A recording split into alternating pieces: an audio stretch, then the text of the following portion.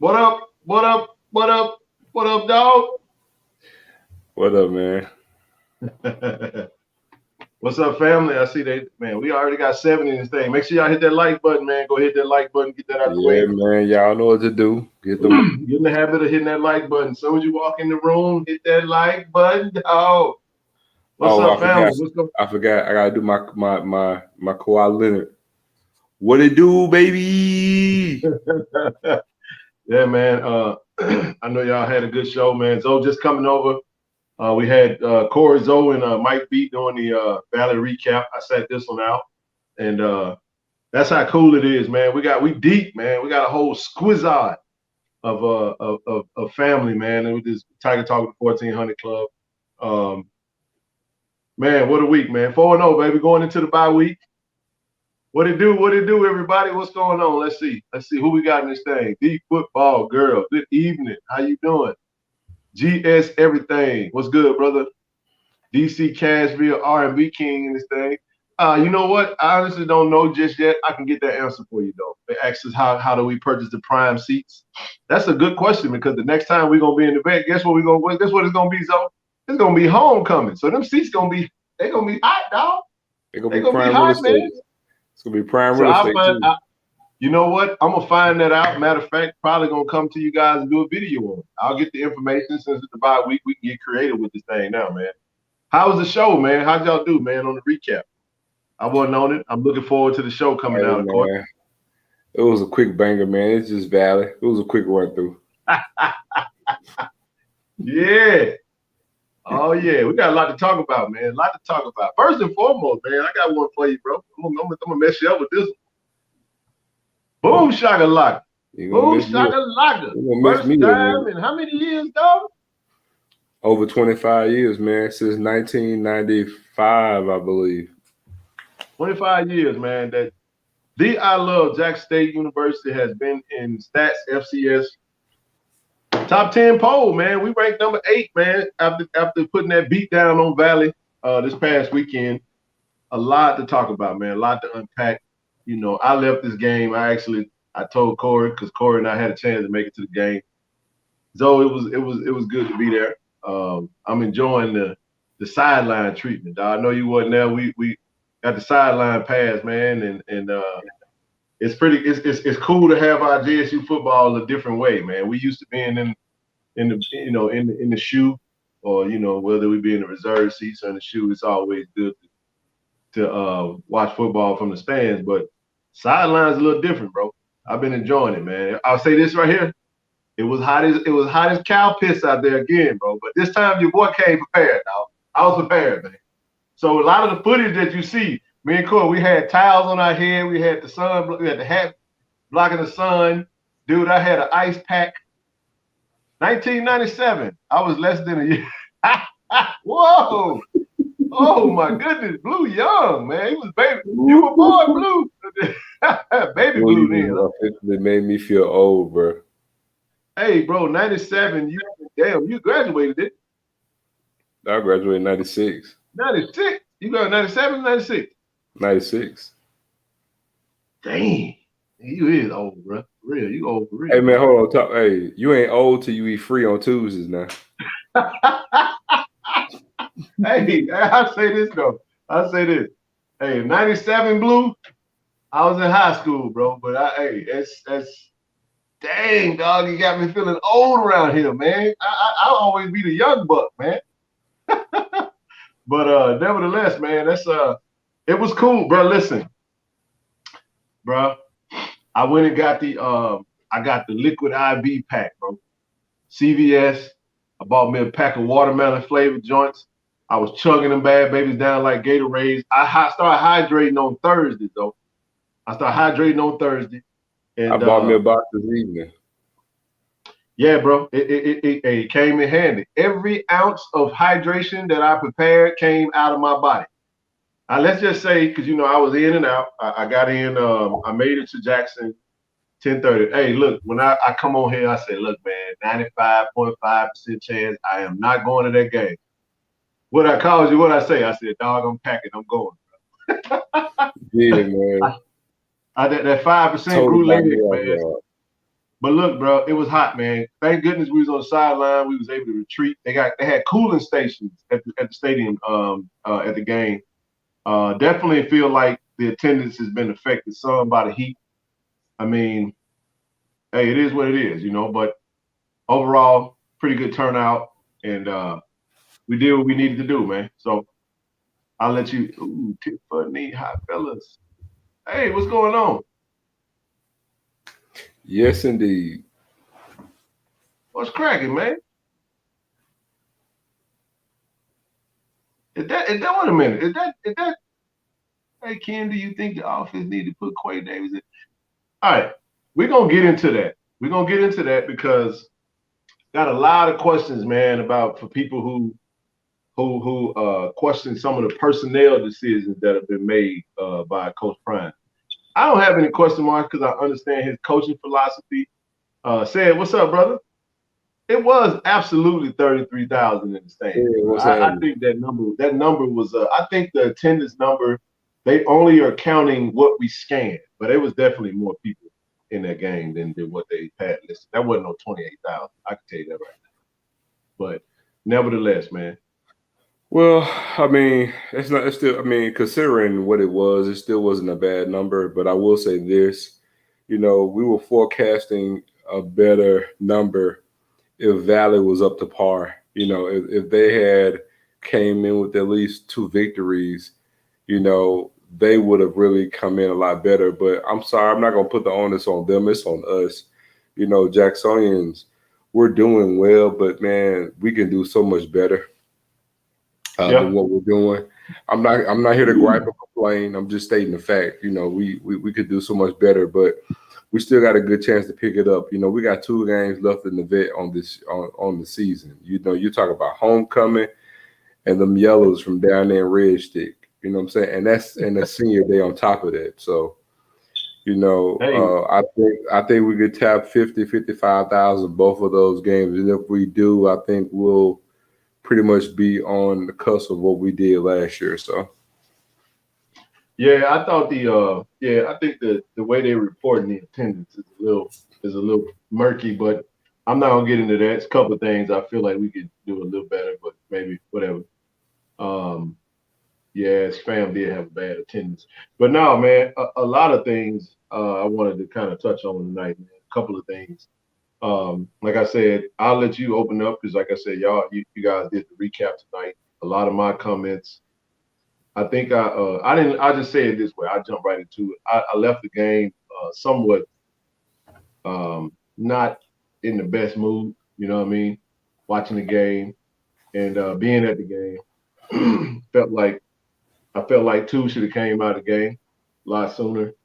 Would have liked to have seen the backup get some playing time. And you know me, man, I wanted him to be perfect. I ain't want no INTs, but to get that INT in garbage time minutes, bro, was that put a bad taste in my mouth, dog. So I felt like that was the hell was that? You echoing, bro? No.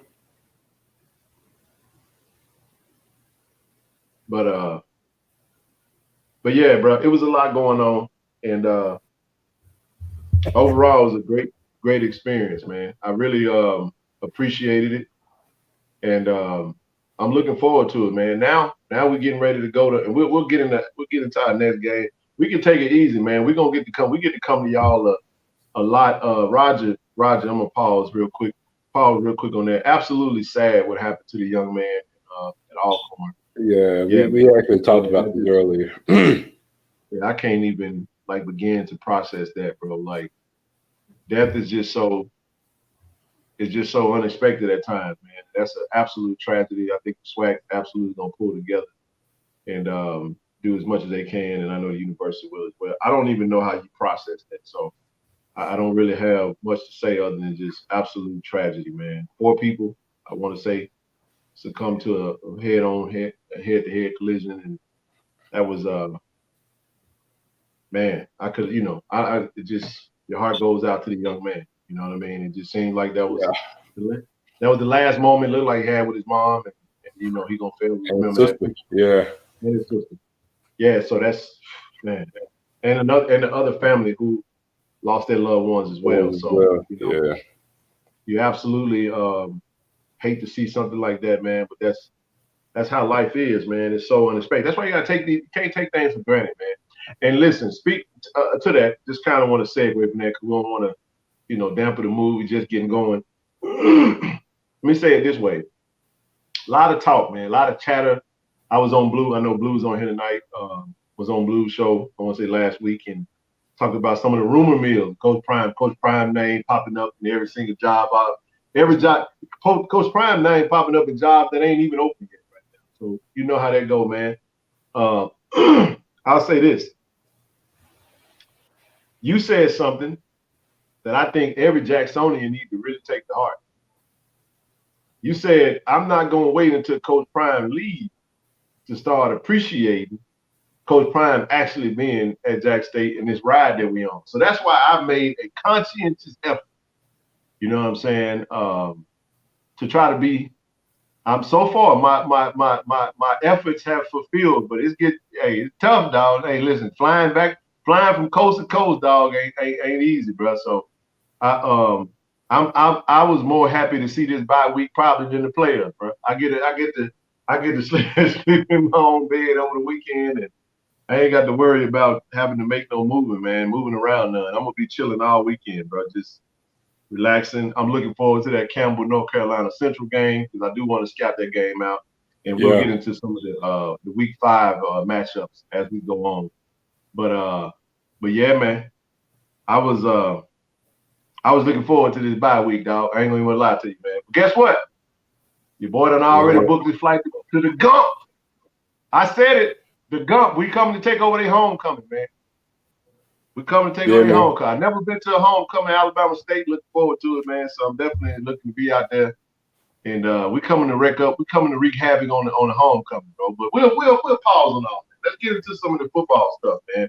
I'll get your take from the game. Like I said, I wasn't on the show. Usually we on the show and I kind of know what you said and how you thought about it. But we didn't really get a chance to talk much after the game because, like I said, right after the game, I had to get to the airport and head out literally right after the game. So let me get your thoughts on that, and then I'll pause and let you jump into it. Man, when it came to the game, man, it was typical Jack State Valley. The only difference was it wasn't a close outcome. But like we all know, Valley's going to play us like it's their Super Bowl. You know, they'll fight us to the death if they don't fight anybody else to the death. But we dominated the game, and what we talked about, man, was, man, you look at the stat sheet, man, we stuffed it. I mean, if you didn't look at the score at all, and if you didn't watch the game, and you just look at the stat sheet, you'll think like, man, Jackson State put up about 80 points.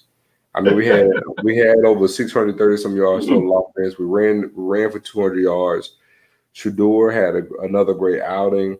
You know, defensive stats were nice. I mean, and we came away knowing what we look like on paper, but still knowing that we got an empty taste in our mouth because, Ken, we should have dominated that game, man.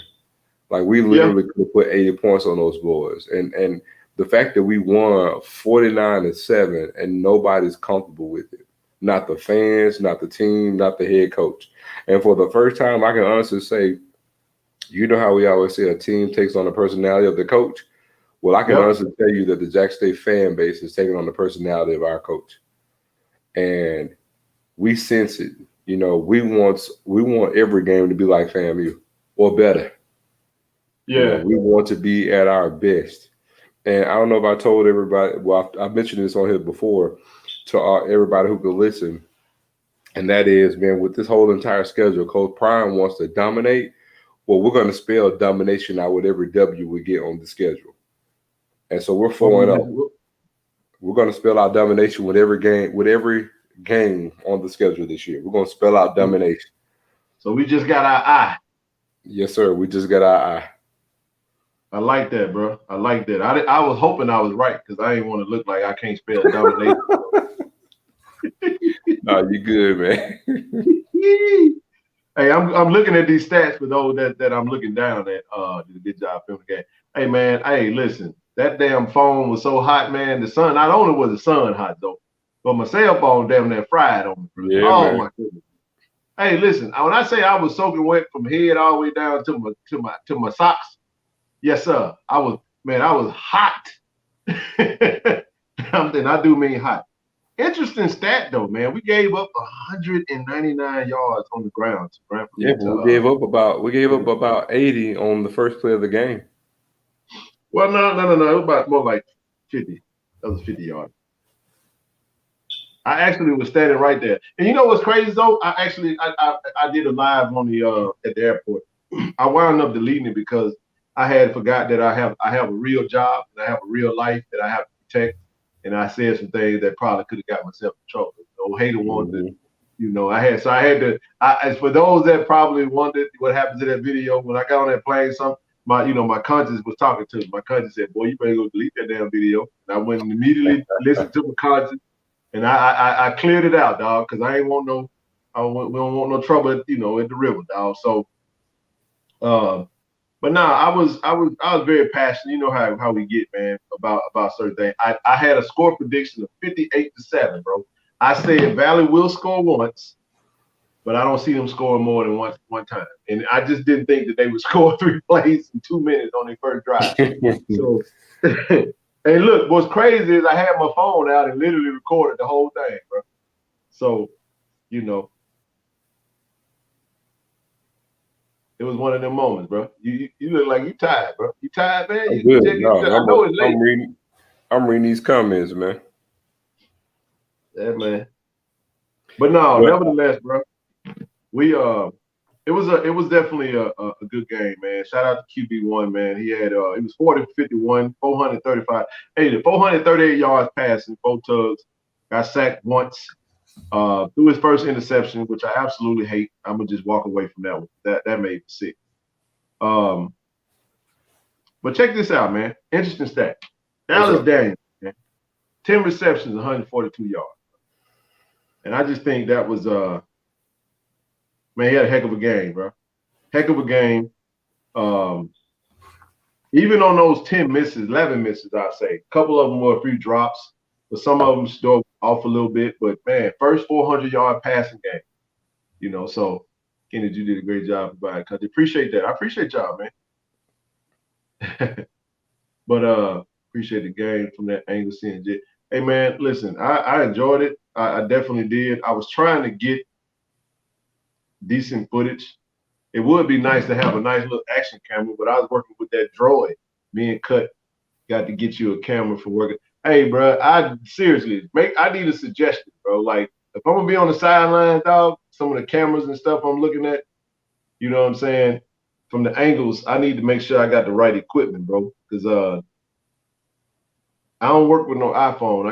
I use my droid, man. So I did the best I could do, man. The only one thing I do hate is that when John Huggins caught that pick 6, bro, I had put my phone in my pocket because I'm just standing in the end zone and literally the next play, he catch the bad baby, and I'm like, God dog it. But overall, man, it was a good time, man. I had a really good time. And more to come, man. Yeah, man. The one thing with that game, I hate I couldn't been there. You know what I'm saying?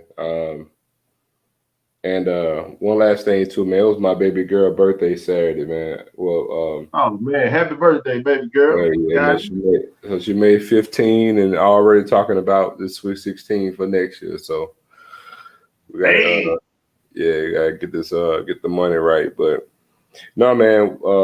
From a statistical standpoint, man, there was a lot of takeaways we could take from this game. It was the second game this season we put up over 600-yard total offense. Then, I mean, like I said, man, if you look at the stat sheet, I mean, I don't know, man. It's we've totally changed our psyche because again, Ken, we won 49-7. We put up over 600 yards of offense. I mean, we got 200 yards rushing. Quarterback put up great numbers, and yet we still feel unfulfilled with the win. Like, what does that say?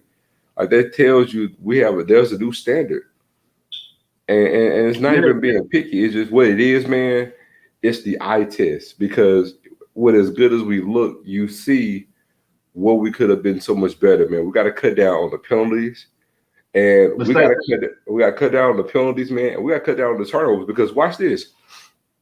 Corey mentioned it too. You know, it's like you would think with the way the first half was, we started out slow again, right? But we didn't. We scored on our first possession. Yep. But I mean, bro, and this is the crazy part about that touchdown, bro. I was literally walking to the other side of the field.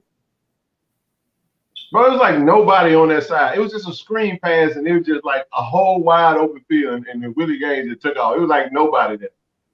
Yeah. But I had took my phone out just enough time to catch the tail end of it, man. And look, here's the other crazy part, though. We scored on our first possession, but then it was like a lull, right? So we go into the half. Watch this, 21-7.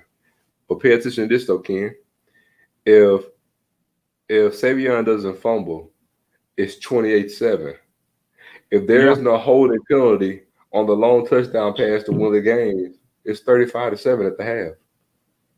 Yeah, that right there was, and that's what I was telling Corey. We were standing in the end zone. I'm like, if we can get to 21-7, I feel a little bit better. I just hated that we cost ourselves points again off mistakes. And again, and listen, we hold each other to a higher standard, man. I think this might be the Evan Henry, Lovin. How many times has he made an error at the exact same time that we actually scored? It might be the second time he cost himself a touchdown, cost the offense a touchdown from actually committing the penalty. But a lot of talk about Savion Wilkerson. 9 carries, 55 yards, man. A tug. I did catch that touchdown. Hey, looked very I even said that, and I never say it again. I'm on the damn video footage talking about Little Sugar Cube. I said, brother, I've been listening to you too much.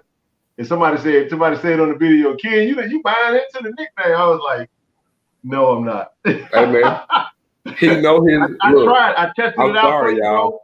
It does not work in real time, dog. It don't work in real time. I was like, that Little Sugar Cube, it don't work. It don't work. It don't work. I'm sorry, y'all. He know his nickname, and I'm telling y'all, next game on it, I got him now. I got a big ass box of Sugar Cube. You score a touchdown. I'm doing like how the Seattle Seahawks used to do beast mode. I'm gonna take the Sugar Cube and just whoosh. Hey, just make sure I ain't nowhere near you when you do that, bro. I'm gonna walk away from you. I'm gonna do it. I'm gonna walk away and I'm gonna record you, bro. I gotta get that on camera. I don't care. I'm gonna do it. I'm a wolf pack of one, baby. Hey, that'll be too funny, man. But now he so the fumble, man. A lot of people asked about, him being subbed out, after he fumbled on the goal line. And look, man, he was running hard. Even the run before that, television is horrible. They gotta get that's a whole nother subject within itself. And but I try to tell people, man, Coach Prime has a system that you fumble, you get subbed. Now, how long you stay on the sideline depends on how well the next man up does. And then the thing that everybody was talking about Savion getting, he got benched. I'm like, no, he just got subbed out. And Santee proceeded to have 6 carries. Listen to this, 6 carries for 118 yards, bro. That's 19.7 yards of average. So I'm saying, like, when you really look at the production of Santee after the fact and how they proceeded to carry on with the offense, I mean, at the end of the day, it worked out. I think Savion will be fine. I think he'll be fine. You might see Santee start next game, and then Savion comes in, and then as he get going again, he'll be fine. He'll get those carries. So talked about it on his show. ESPN Production is not done. And look, Ken, we gotta remind people too. The beginning of the season, Santee was the starter, and then guess what? Santee fumbled, and he got pulled, and Savion replaced him, and Savion balled out, and so that's why Savion earned the starting role, and the roles reverse themselves. Again, it's just like life, man. Your opportunities will come and present themselves. You just got to be ready for your opportunity when your number's called.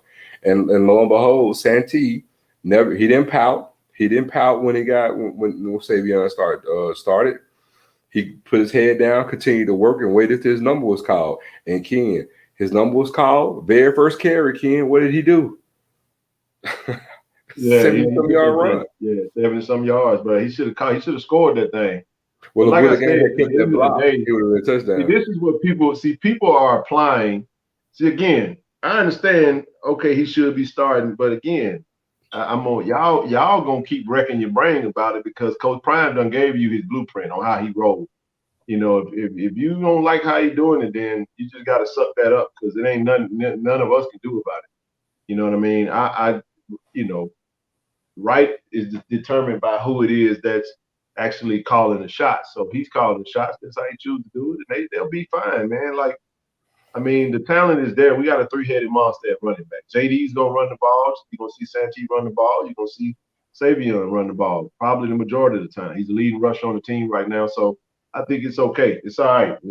I mean, you fumble on the goal line. It's not. I guess he's keeping the consistency of how he chooses to do it, and it's okay, man. At the end of the day, it's talent for talent. You know what I mean? And at the end of the day, it'll work itself out. The O-line block, them guys gonna be gashing. But I wanted to make a comment about Blue.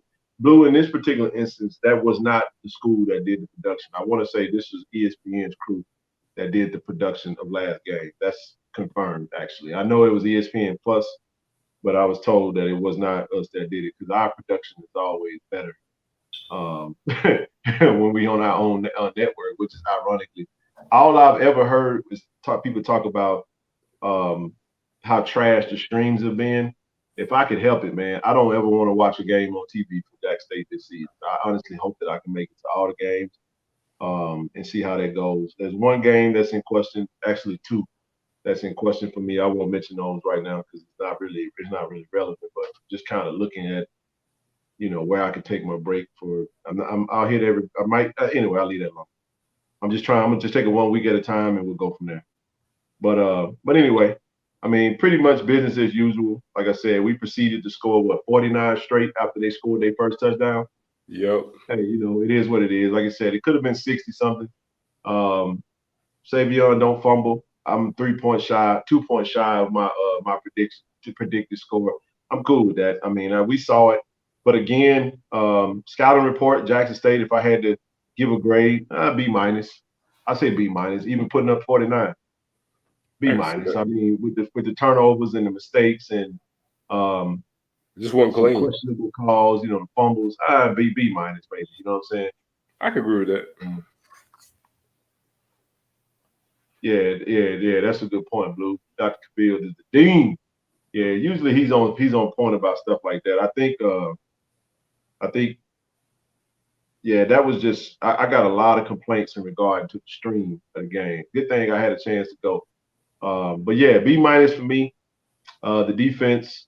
I don't know what it is though. I just think when I say we got some goofy stuff in us, it's always that one play where we seem to give up. I don't know. And maybe, hey, listen, let me say it like this. Coach Prime at the coach's press conference today, and follow me on this, bro. Mm-hmm. Big True coming back, bro. I'm looking forward to Big True coming back because I think you're gonna see he's a run stopper. He's a plug. What we heard about him. You can't move that big toe. So I'm interested to see how he do on the interior line next to Devontae Davis. Hey man, shout out to K-Tron. K-Tron came in, did his thing this past Saturday. He did this past week. Yeah, man. So I was happy to see him get on the field, do his thing. King and Mukamara. He actually got in the game, had an impact. Got a lot of energy. Number 55 for those that don't know already, but the transfer from Alabama. But man, had some really good spots, man. We deep though. We deep. We still got, like Coach Brian said, we got 3 starters that's out. But I thought it was pretty exciting to know that we got a whole bye week to get some healing in. We might see Shallow, might see True at Alabama State, and he said a week after that we might see Travis come back. We don't know. We might not see Travis till homecoming, but I'd love to see him in Daytona. Jacksonville. versus Bethune Cookman. So let's see. And you mentioned Doyle too. Saying Doyle is back. Doyle, I actually did. Doyle was there. He was in regular clothes. Saw him. He looked like his knee was all right at the post game dancing. I said that knee looked pretty good the way he was getting down. So hopefully we'll see him in pads next game against Alabama State. So we're starting to get healthy at the right time. For us, for those that that did know, you had to be on the rock to not know this. We started the season off with some major injuries, and now we're starting to get some of those back. One player he did not mention, I won't even say the name since he didn't mention the name, but you know who I'm talking about on the D-line that I'm looking forward to hopefully seeing. But if he don't, then maybe he might actually have a red shirt. I don't know. I don't know. Got to see what we got there. But that's my take, man. Overall, just handle business. Got in, got out. Did we had to do, and on to the next one, man. Well, tell you what, man. On to the next one. On to this bye week, and then we gotta get ready to go. Bring out some raid, man, and beat up some Hornets. Yeah, buddy. All right, man. Let's see. That was just one final. Man, let's touch on a couple of these quick games, and then we'll go to the chat, man, and we'll go from there. A couple of surprises this week, I gotta say. Actually, not so much. Maybe just one surprise. I'll start there, bro. Bethune put the beat down on Ramblin'. I can't say their real name because Coach Hugh took the G off, so we're gonna remove the G from the front and the back. And I ain't never seen that. I said, boy, that's that looked a little funny. I guess he said they weren't worthy of wearing the G on their helmet, huh? Basically, they gotta earn the G back. Based off what we saw last week, bro, I actually thought Grambling was gonna go in this game and was gonna handle business. I didn't think that Bethune Cookman would put up the fight that they did. Shout out to Jalen Jones, man. Jalen had a pretty good game, though. 13 for 18, and he had 137 yards passing, 2 touchdowns. Well, I didn't really get to enjoy the game like I wanted to, but Jalen's numbers were okay, man. Bethune ran the ball pretty well. Man, Quayshawn Bird, bro, 19 carries, 162 yards. Exactly. Now, he didn't get in the end zone, but they had a pick 6, it looks like, and then they had a kickoff return. My goodness, man. Yeah, man. How about Darnell Dees? Listen to this, bro. Darnell Dees had a pick 6 on an interception, and he had a 97-yard kickoff return. There go your player of the game right there. Yeah, for sure. Like I said, Jalen had a couple touchdowns. Finally got to see some Kamari Avery at the sighting, man. I kept saying in kind of like the pre-build-up, saying Jalen need to get Avery. Avery is a weapon, bro. Best tight end in the conference. And he showed that, man. He showed up and did his thing. 5 catches, 65 yards, 1 touchdown. And that touchdown was a strong touchdown. He had 2 defenders hanging off him, and he basically caught it, stepped out the end zone, and powered himself in to get it in over on the left side of the end zone. I remember seeing that play. But 36-19, I did not expect this game. This was I actually had Grambling winning this game. I don't know what Maurice Washington did. They running game, 9 carries, 65 yards, 1 tug by Talbert. But Hugh Hawkins, man, 2 interceptions, 22 for 43, under 50% in passing. So that tells you now that the Bethune Cookman might be a sleeper when it comes to defense. Yeah, they will be, but the main thing for them, like football 101, man, is you're going to only go as far as your quarterback take you. That's true. And, Jalen had okay numbers. They were kind of pedestrian. But if he's not turning the ball over and completing, passing third down like they need to, then, again, they're opportunistic on defense and they can run the ball. And as we know, man, that carries, that's a good recipe to have. Yeah. I mean, they gave Bethune their first win of the season, bro. They 1-0 in the SWAC standings. I mean, You know, the only other team that's got to win, is, of course, is us and FAMU. Everybody else has got L's in the standing in the win column. Not looking very good for us out of conference from a conference standpoint, but Yeah. 36-19, man. Looked like Bethune basically jumped on them in Daytona. They handled business, covered home field, and that was that. We'll move on to Texas Southern UTSA. You said you watched a little bit of that game. You said Texas Southern actually looked good. They lost 52-24. Man, I ain't gonna spend much time on it. You can touch on what you saw if you want. Yeah, I mean, look, they did. You actually saw some growth from the Southern game to this game. They did not look like, in a lot of SWAC games against, FBS schools, it's almost like we don't belong on the same field with them. We've seen that quite a bit. Texas Southern belong on that field. With 54-24, 52-24. Yeah, but they pulled away late. I'm telling you. Okay. They did that thing, man. They really did. Andrew Body, 17 for 32, 229, 1 tug, 2 INTs, man. Running back still looking pretty good, man. Ja'Cory Howard, man. Ja'Cory Howard, he's a handful to deal with. I mean, he had an 88, 12 carries, though. So, I mean, pretty decent so far. But like I said, UTSA FBS matchup. I know UTSA had an extremely fast kick return, but when you take that away, like I said, you said it's a lot closer than what the score showed. Let's jump on into FAMU, Alabama A&M. At one point, FAMU was losing this game. Yeah, they were. That was early, though, but you could tell, man, FAMU had plenty of opportunities to stretch that lead. And I'm sorry, man. It's hard to think that you're being stopped or shut down by an offense that before this game was only averaging about 8 points per game. Yeah. Look, man, quarterback play is the name of the game, brother. Xavier Langford, he's got 664 passing yards. 1 touchdown passing this season, so 6 interceptions, bro. Yeah. 6. But Jeremy Musa had a good game, man. 23-41, 3 tugs, 343. I mean, he looked like the Jeremy Musa that we all thought we'd see. Pre-JSU. Yeah, that's true. 6 tugs, 3 INTs. I mean, he's solid. FAMU 2-2 now.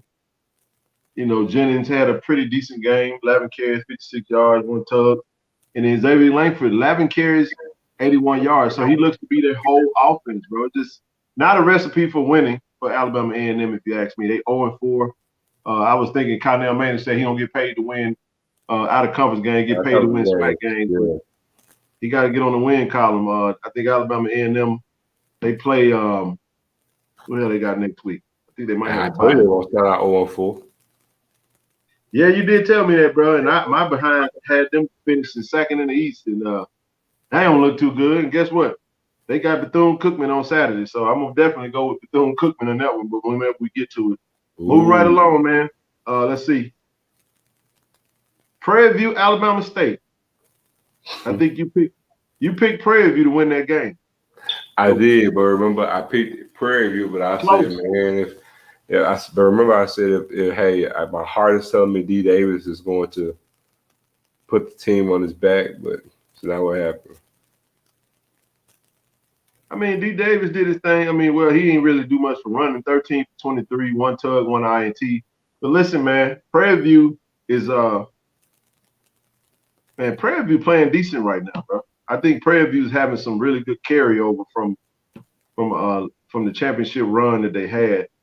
I mean, they sitting 2-0 in the West right now. They sitting on top. We sitting on top. So, hey, listen, believe it or not, I know Alcorn is coming, and Alcorn might win the West. Man, Prairie View gonna have something to say about that. Believe it or not, they're gonna have something to say about it. Well, that I'm gonna tell you too. That doggone you gotta remember too, man. That Prairie View game when they play Alcorn, if I'm not mistaken, I believe that game is gonna be in Prairie View this year too. Prairie View Alcorn. Yeah, I believe it's gonna be in Prairie View. Real quick, man. Run through it real quick and we'll get through it. It's gonna be November 4th. Looks like it's going to be, I don't know where it's going to be at just yet. It will be in, I don't know. Anyway, 25-15. I mean, Prairie View did what they had to do. Connolly, pedestrian. But he did enough to win. Like I said, 2-0 in conference play. And then last one of the day was Alcorn. Now, I want to say something about this game real quick, and then I'll let you get out of here. You look like you're about to fall the hell out. I am. So you had, at one point, you had UAPB, man, up on Alcorn going into half. Was it halftime? No, halftime was 14-10. And then they come out score 21-10. And then after that, let's just say it was the Jarvion Howard show. And his running back is special, man. I remember talking to Shaq. Shaq was saying when he was in the portal, he really wanted. I know how bad he wanted. Jarvion Howard. I remember that. That was a steal for them to pick him up. Listen to this, man. This kid got 73 carries on the season. It's 571 yards, 6 tugs, bro. So Alcorn definitely got a carry on the season. Hey, man, that's impressive, bro. Shout out to Alcorn, man. They got themselves a hell of a running game. But we know that, hey, Coach McNair gonna stay true to form. He gonna run the ball, play good defense. That's what you said. I'm gonna tell you something though. With that kid, Alcorn running game looked really, really good. But remember how I was just telling you earlier how, we could look at Jack State's box sheet and it says so much, but if you saw us play, you see something different. Yep. I could say the same thing about Alcorn, but in reverse. Like when you see Alcorn, the running game and those running backs jump out at you, right? You see that they won, and their defense played a pretty good game. But man, I gotta tell you, what I saw from an offensive standpoint was kind of troubling. It was some red flags because Ken, their quarterback play is not gonna cut it. Well, that's the thing that's always. I think that outside of. I don't really see anybody, honestly. I think for the rest of the schedule, the best quarterback we're gonna play against is gonna be Taj Malik Williams with Campbell. That's it. Outside of him, now he's special. Taj Malik Williams. Andrew Body ain't on the level of Taj Malik Williams. I'm not taking anything from Andrew Body. He is a true sophomore, and he's a good kid. Don't get me wrong, but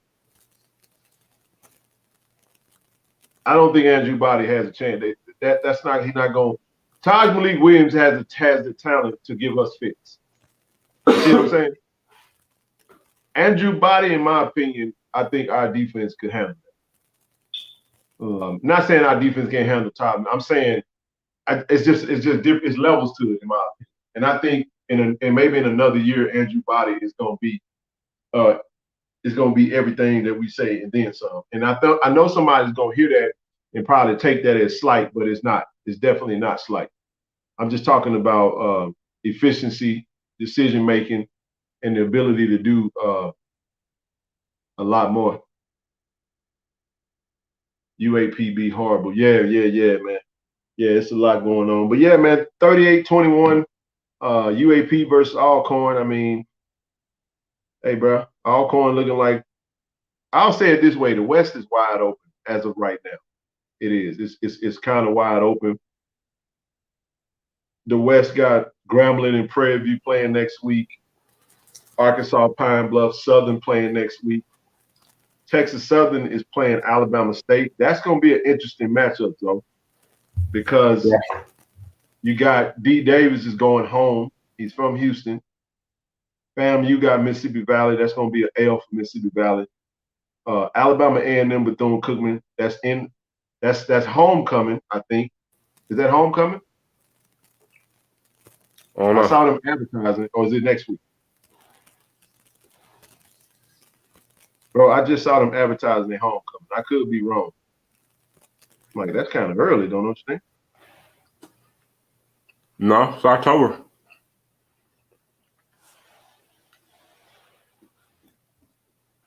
Hold on, bro. I can tell you when it is. Hold on just a second. Somebody was just tweeting it because they used the Alabama A&M used the promo, man, with Jackson State. That was too damn funny. Oh yeah, they did. They had the boom playing Nick on their audio, right? Hey, they deleted the tweet. I tried to find it. They done deleted it. Hey man, somebody about to get fired. Hey man, these folks put out a homecoming video, man, playing Jackson State version of Neck. We like, wait a minute, whoa, that's the boom. Y'all don't play Neck like that.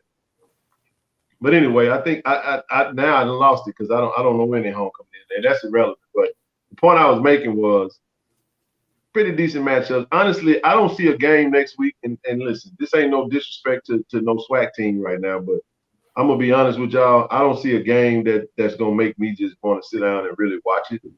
I know we got Southern Arkansas Pine Bluff on ESPN Plus.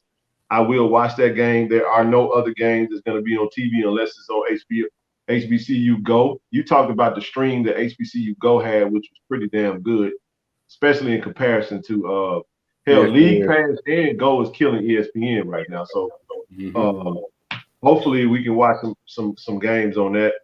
But the game I'm gonna be tuned in though. Kudos to HBCU. Kudos to HBCU Go. It's a damn good product they're putting out.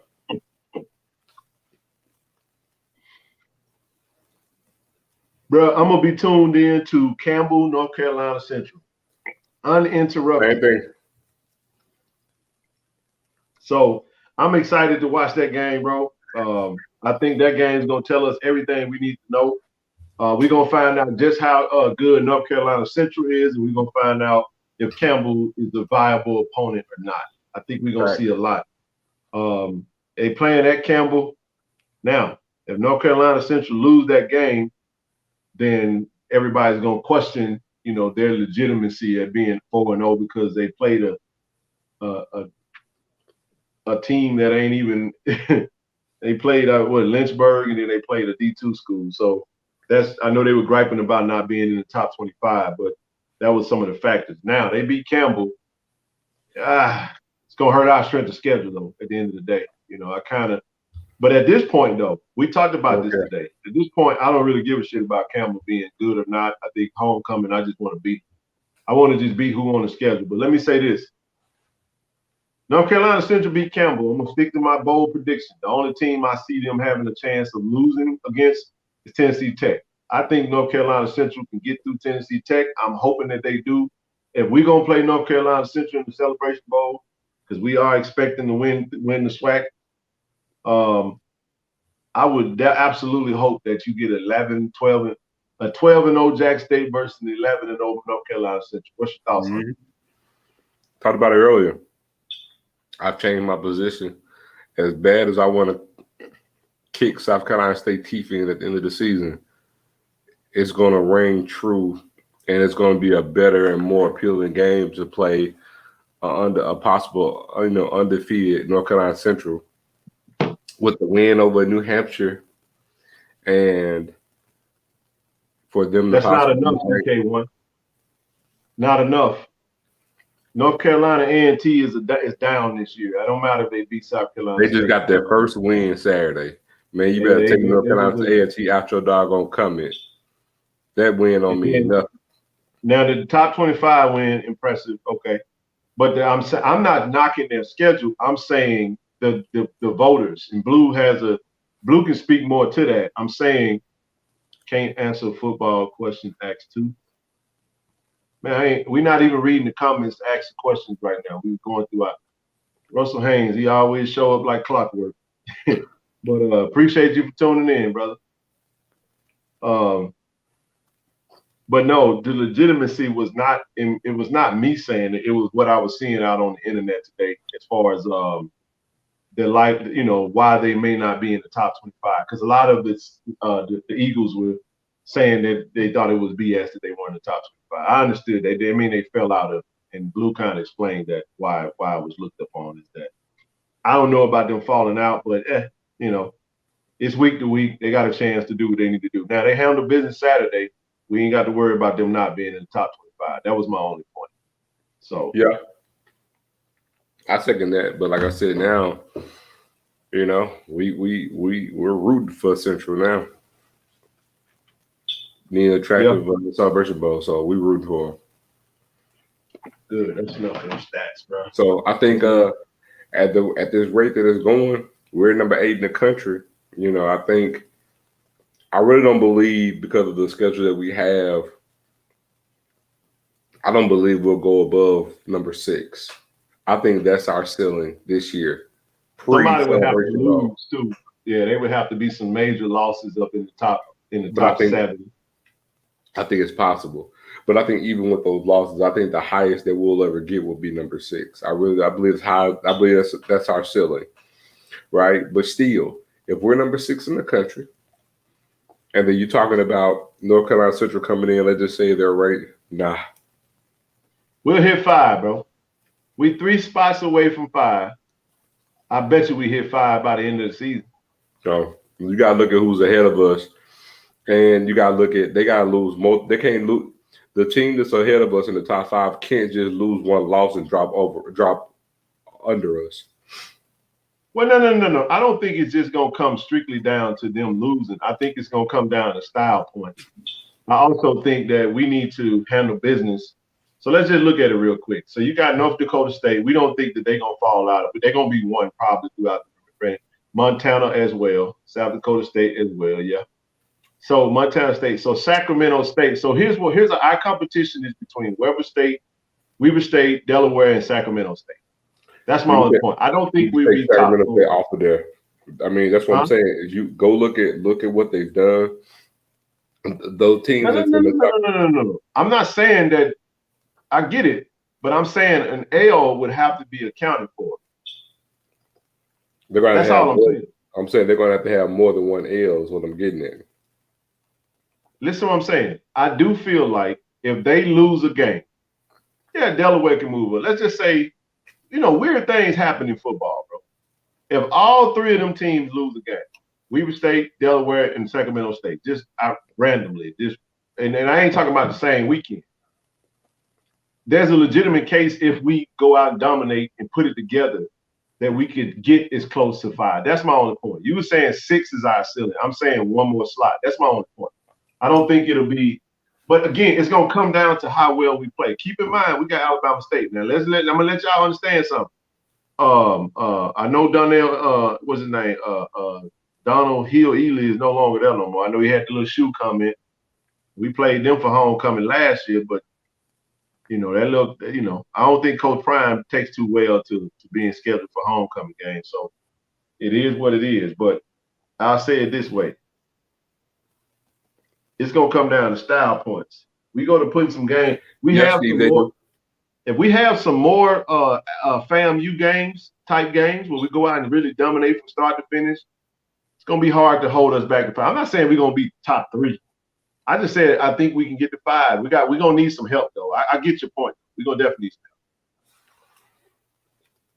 help. But be it as it may. Yep. I mean, just say let's say we are number 6 in the country at the end of the season. And you're talking about an undefeated North Carolina Central that's possibly, let's just say, on the back end, let's say they get to number 15.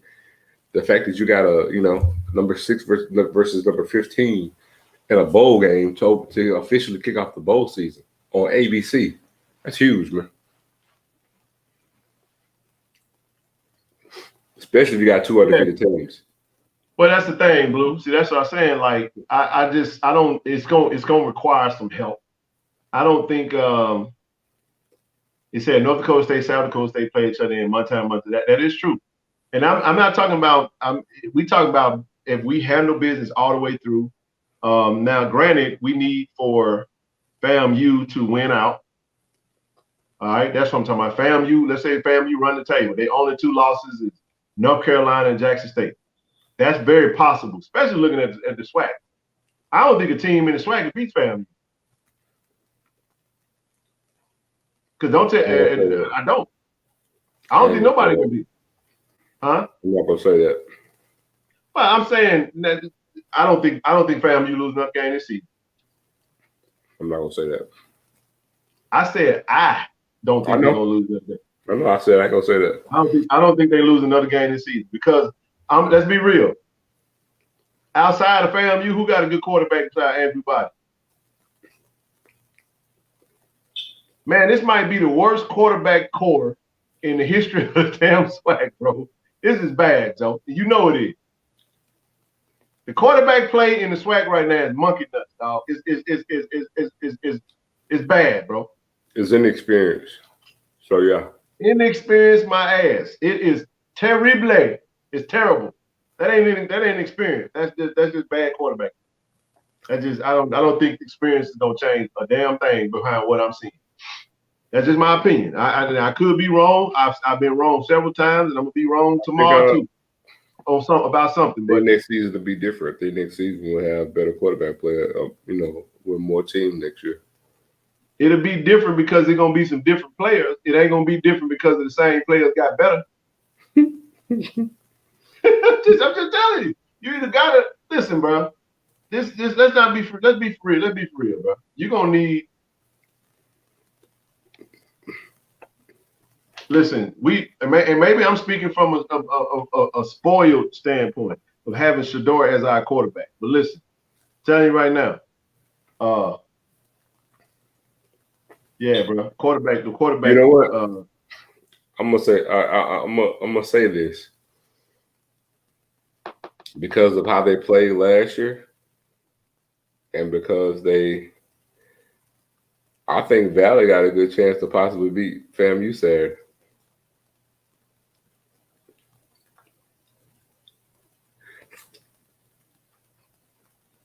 This year, man, Valley gonna get beat to sleep Saturday by FAMU, bro.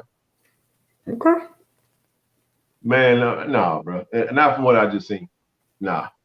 Okay. I know what happened last year. I understand it, but I don't even think it's gonna be close. Oh, they playing in FAMU. Oh yeah, they got a hurricane. That's right. So I don't know. Valley got a good chance of dog. I don't know about that one, but I hear you though. Yeah. I mean, hey, I've seen some strange things happen, but I think the problem is that the FAMU hype died with the stuff that they was dealing with. You see what I'm saying? FAMU needs to just be quiet and just handle their business, and then we're gonna look up Zoe, and FAMU gonna be 5-2, and then they're gonna be slowly starting to build up a case. Steve, I'm gonna take you on that bit now.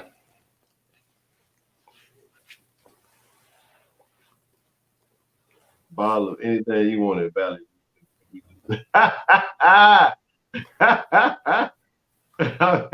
Hey, it's gonna be funny. If Valley fuck around and be FAMU, hey, we're gonna go live that night. Y'all gonna come here now and say that damn Zoe crazy is a damn fox. And I'm like, hey, I told y'all about that mosquito now. But no, bro, I mean, anything possible. But no, like the only thing I'm saying is that you have FAMU win out. That puts them at 9-2, and that makes the Jack State win even more great. Because now we're looking at strength of schedule stuff we're talking about at this point. You see what I'm saying? So if Campbell beats North Carolina Central, then I don't want Campbell to lose another game. Except up until the time they play. You know what? I'm a co-sign that. I agree with you. If Campbell beats Central, I'm only talking about strength of schedule. I agree. Yeah. But now the caveat is you said if. I'm just saying I don't want the if. I want Central to win now. Well, I mean, of course we want Central to win because now that's gonna make the story even more like that's gonna be the talking point. That's gonna be the thing that, and I think that game right there, Quay Davis gets 6-7 yards of pop speak tight shit with you. We're gonna get into all that stuff, man. We're gonna get into that. Thing about personnel, fellas, y'all gotta understand this.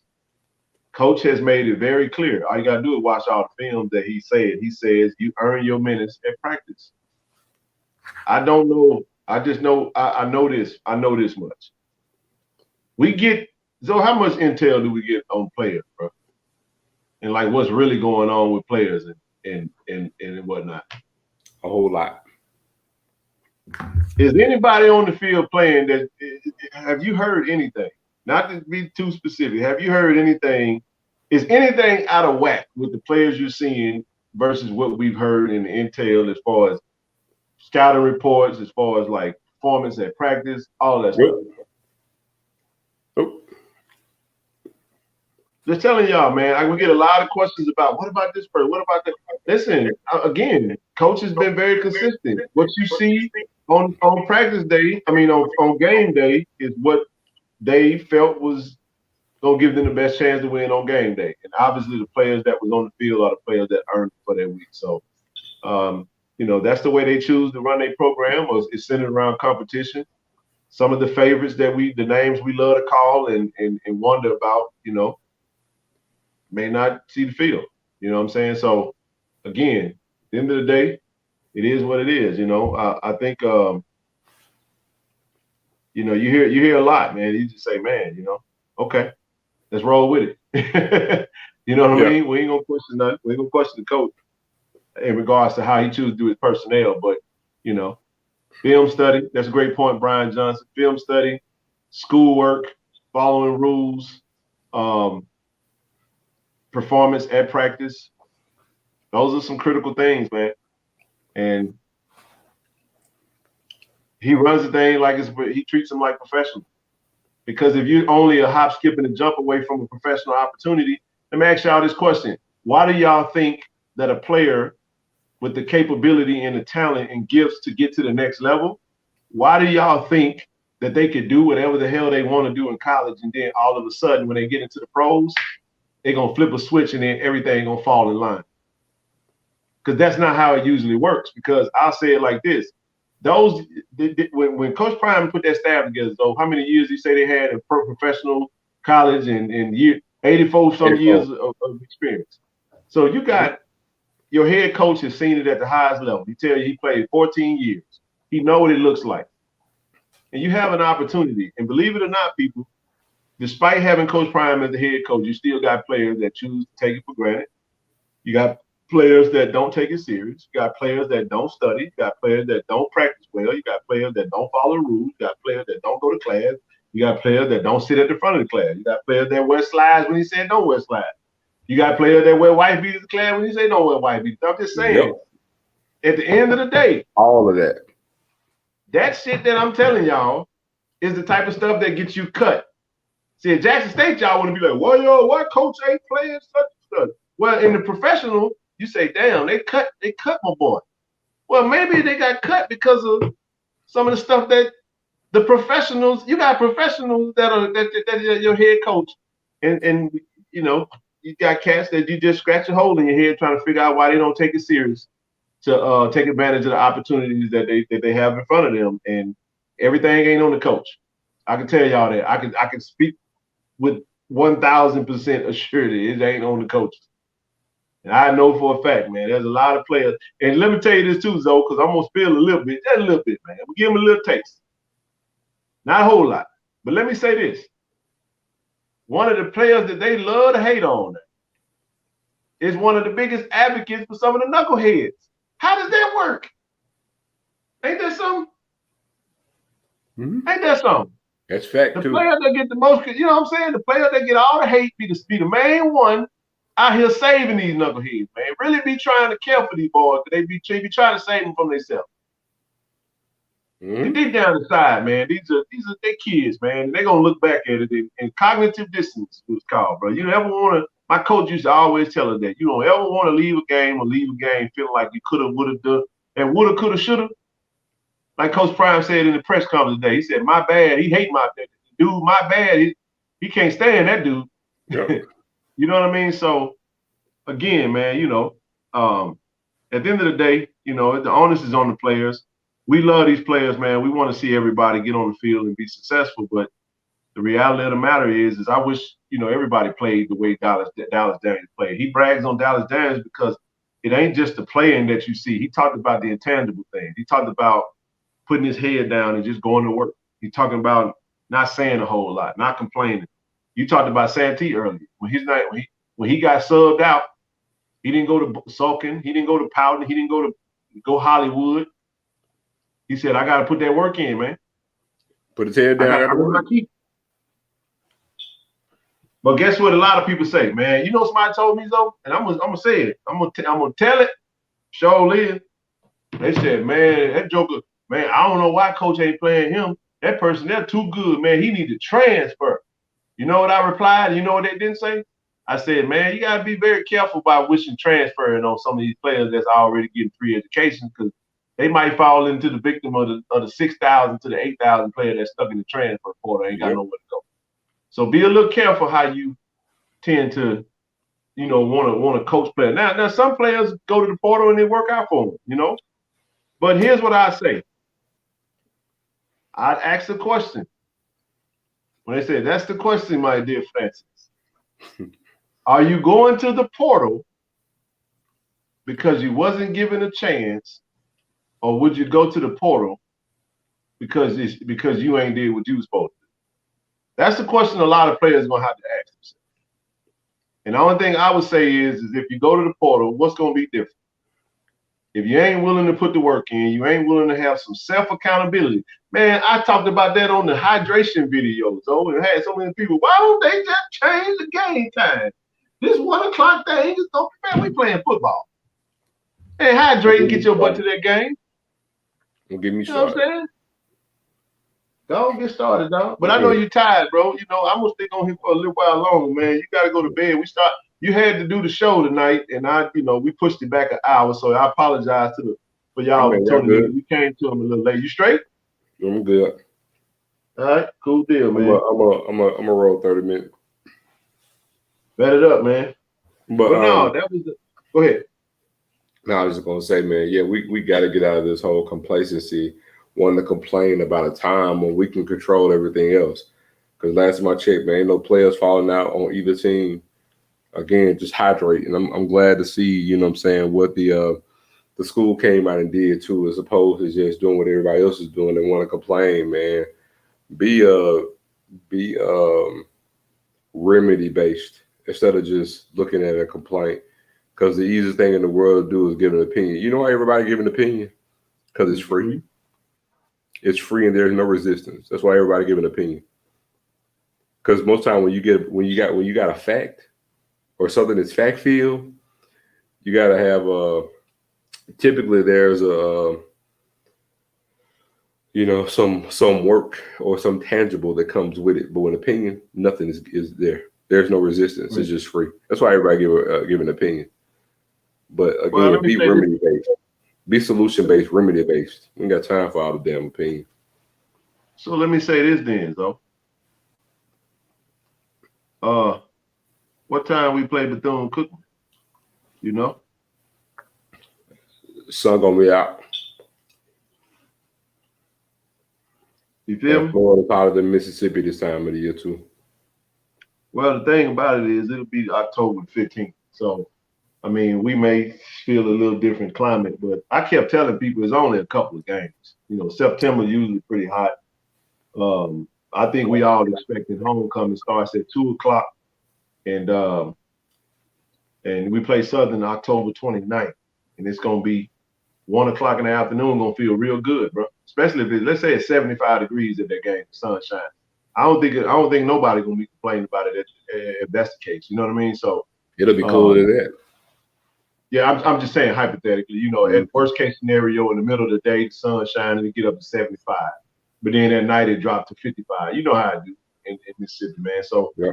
I'm just saying when it comes to that, at the end of the day, I'm like, we just, man, we had so much free water. The tailgate joker was loading up water and putting it in it. It was a good sight to see, man. I like that.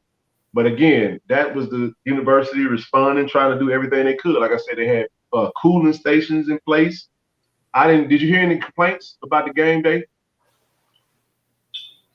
Nobody said a word, did they? Valley got beat just as bad as Grambling did, and they ain't said nothing about no heat. Ain't said nothing about nothing. So the point I'm making is that, some complaints were heard and they responded and we moved on, and it was on and popping. So anywho, let's get to, Shador do got a new YouTube channel. I actually watched both episodes. Pretty dope, actually. Yep. I like that, man. It's smart of him, though. Smart, why not? YouTube is the new wave of like I said, we got 307 in the room, man. Hey, please. If you're new to the channel, do your boy a favor. Go ahead and hit that subscribe button, hit the like button. I appreciate you guys, man, for always tuning in. But if you haven't hit the like button just yet, go ahead and do me a favor. Hit that like button. If you're not a subscriber to the channel, do your boy a favor. I'm trying to get to 2,000. I'm at 1,550 something. So been putting out a lot of good content. Like I said, going to be pretty aggressive over these next 2 weeks while we got this bye week, trying to be creative and bring you some content. Hey, and then look, going to have some real dope footage for you guys. Alabama State, Jack State game. It's going to be Alabama State homecoming. I'm going to try, hey, Zoe, I want to go walk down through the tailgate section, man. Get some early game, pre-game reactions. Get some folk talking some smack. In my own, it's just my opinion, and I've told you this many a day. To me, the best road game in the SWAC is Alabama State by far. You said that. I missed it in the spring, dog. I made you a promise. I said I will be in Montgomery this year. I wasn't gonna miss it. I'm there. I'm telling you, man, it's the best road game in the SWAC to me by far. And yeah, we're gonna get loose. We're gonna get real loose for this game here. Hey, Tyler, I don't think those tickets are sold out at all. But listen, bro, hey, I can't be no other way. Every time I hear that, what do we want? TD, what's that? Touchdown. When I hear that, hey, I was on the video. I had, a little bit, it slipped out. I said, what do we want? I was like, you to shut up. Like, you know how I am, bro. Richard, I love you, Richard. If you tune into this channel, I love you, bro. But I'm going to need you to stop calling JD Martin, DJ Martin. Can you stop? I got to close my eyes, though, because I don't mean no harm. Can you please stop calling Mark Pope John Huggins when he returned the punt? Can you just please? I said, somebody got to get rid of the damn new name sleep, man. What's up? It's sometimes I feel like we away. I do. Yeah. I'm like, bro, you gotta be a little bit more in tune with your players, bro. Like with personnel, dog. Like, I need you to come on, bro. Love you, dog. I love you, man. Every time I see you, dap you up, man. It's all good, but need you just do better, baby. Tighten that up, man. Tighten that up, dog. Tighten that up, bro. We gotta get better, man. We gotta get better. Back to return the punt, John Huggins. It's like, no, it's Mark Pope. It's not John Huggins. I know two players can wear the same number. Drive me crazy, dog. My attention to details is big on. I'm big on attention to details, and that little stuff just drive me insane, bro. And I never understand how our fans like to get loud when we get in the red zone, but we be quiet all game. But I ain't gonna get on my soapbox. So we'll see. I'm gonna shut up, or I get in trouble. You know how we do. But listen, bro, lot of chatter, man. Lot of chatter, man. Like, they want our old ball coach gone, bro. They want our ball coach gone, bro. What's your thoughts on it? We got to talk about it because we ain't gonna run from nothing. You know what I'm saying? We hear it. I mean, I'm not bothered by the fact that they want him gone. I mean, like I say all the time, man, that want is there because of the byproduct of winning that we're doing on our end. You know what I'm saying? What's up, DJ? Hey, safe travels to you, brother. Hey, man, you moving to the greatest city in America. Welcome to Texas. Welcome to Austin, Texas. Enjoy it. Embrace it. You're going to love it. Trust me, dog. You're going to love it, bro. So, yeah. It said, Ken, you got to cool down there. Tell him. Hey, I'm going to tell him when I see him. I'm gonna tell him. I'm serious. I'm gonna tell him. Bro just joined, keeping all of us in the Southwest. Hey man, be safe out there, EA man. That hurricane ain't no joke. As a matter of fact, bro, let's do this, man, because I actually thought it was gonna go further up the coastline, man. And man, bro, it's hurricane season, so we definitely gotta. Man, what's the name of this joker, man? You talking about? Ooh, holy shit! I'm sorry. Damn, Ian.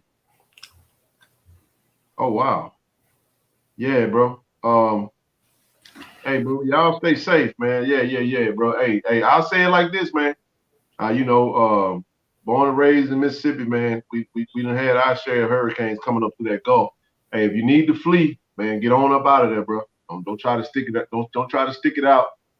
And if push comes to shove, man. My goodness. Oh yeah. This one here is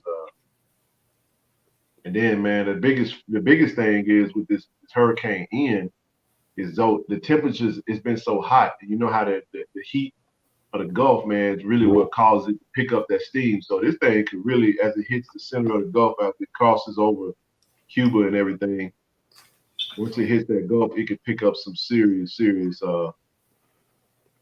steam, bro. But it looks like it's supposed to make landfall Tuesday or Wednesday. Peace and blessings to you, bro. Man, definitely, man. And it's also supposed to go up the East Coast line. So everybody on the East Coast, everybody that's in the way of the hurricane, man, take cover, board up if you have to, man.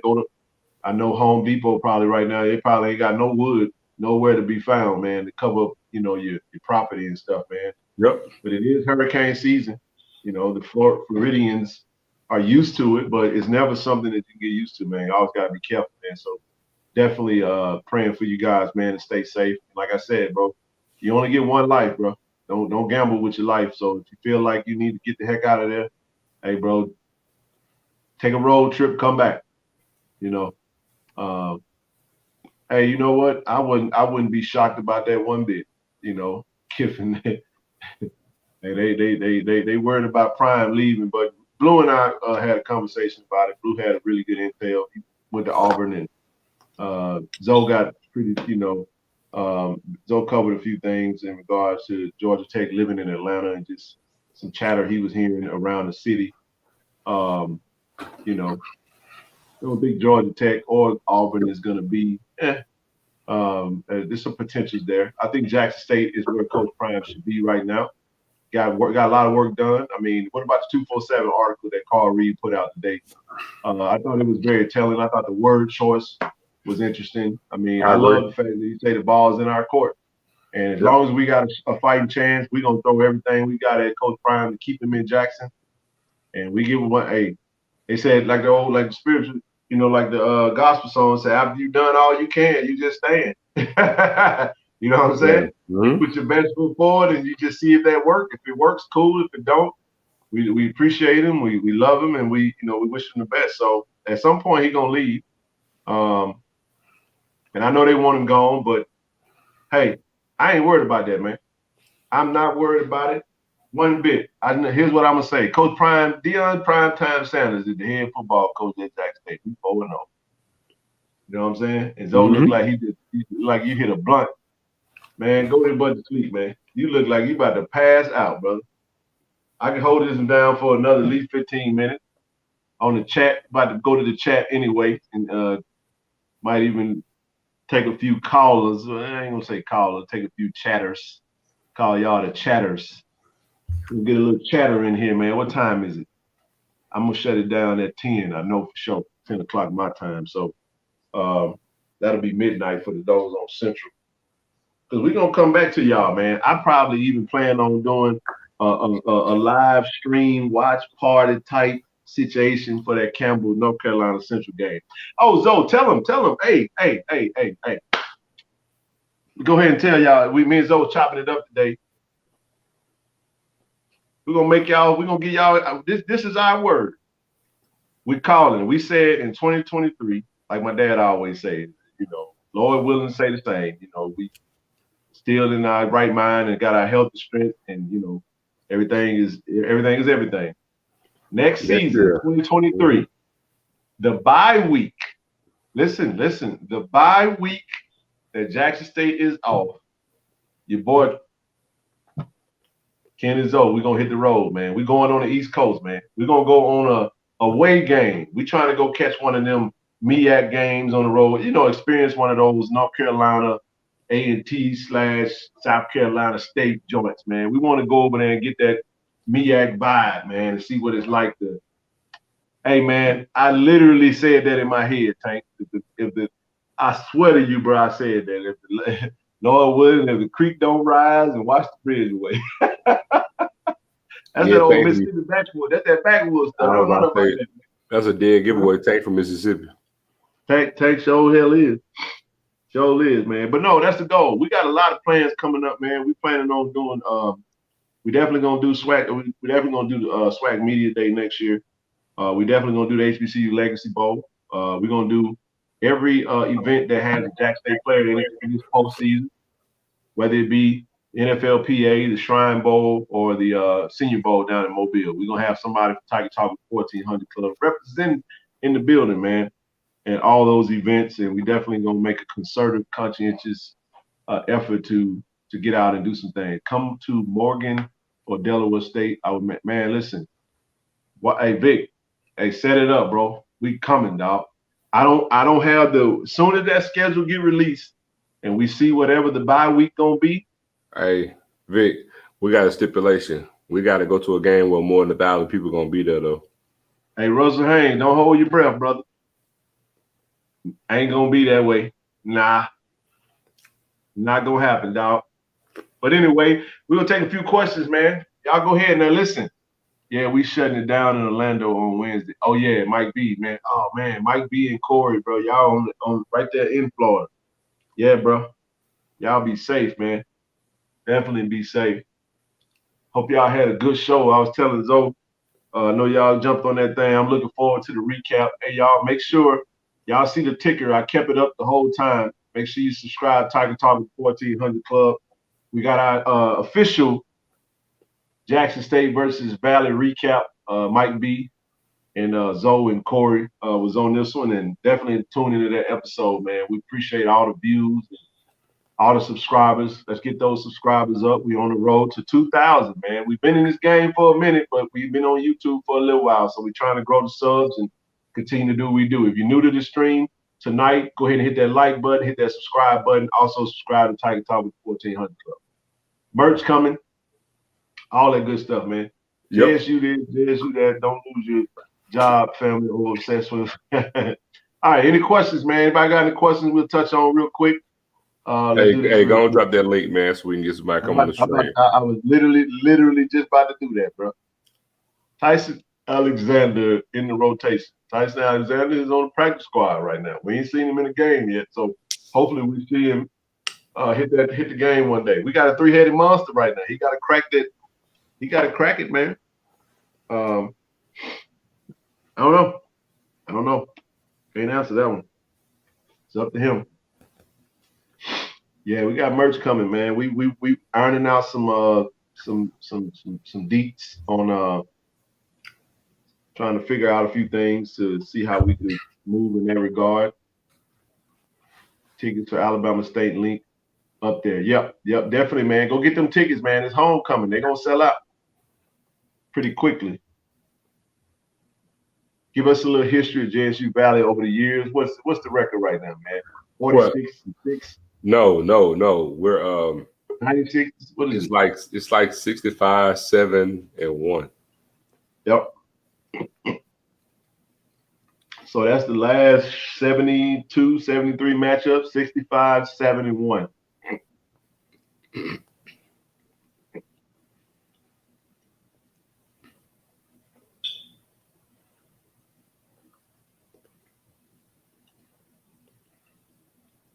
Doc, what's up, bro? Ain't nothing, man. What's going on, everybody? What's happening, up, bro? dude? You got it, man. Got it, bro. Ain't nothing, just chilling. Just finished watching that Cowboys game. Yeah, man. Yeah, dog. We what's on your chest, baby? What you got for us tonight, man? What's the dealio? Avis, come on the stream, Avis. Come chop it up with it, bro. Yeah. Get some other people up in here, man. Yeah, bro. What's up? What's on your heart, man? Rap with it. What you got for us? What I got for you? Shoot, that countdown to October the 8th. I think it's gonna be a beatdown, man. I don't know. That's the goal. We're going in there to dominate. Let's just say it like that. Definitely going in there to dominate, and they know what it is. Hey, man, Come on, Avis. Come on this thing, man. We gotta get some fresh. They said you high as hell, Doc. You over there lit up, man? Ain't lit up today. I got contacts in. With my contacts in, sure, it look like I'm high. Simply beautiful. Bet almost 300 people in the chat. Less than 200 likes. What? Man, y'all hit the like button, y'all. Well, y'all tripping. Likes up. Hit that like button, y'all. Hit that like button. But yeah, True Thompson playing. Ain't no Jim. Hey, I believe you, dog. Hey, gotta get in shape, baby. We gotta get in shape. We got a long season, Avis. But look, Coach did say that True was should be back. So yeah, I listened to the coach's call. Yeah, he did. He said True supposed to be back. Hopefully, Travis could be back by that Alabama State game too. No, Travis won't be back for Alabama State. He won't. No. I can tell you that now. He won't be back. Maybe Bethune. Not Bethune. Definitely homecoming. Homecoming. So it'll be either Bethune or homecoming. I can tell you that right now. Pending no setbacks, I think he'll be. I think Bethune Cookman might be the game that he go to simply because you want to give him one good game and then homecoming. Homecoming, you're gonna be ready to roll.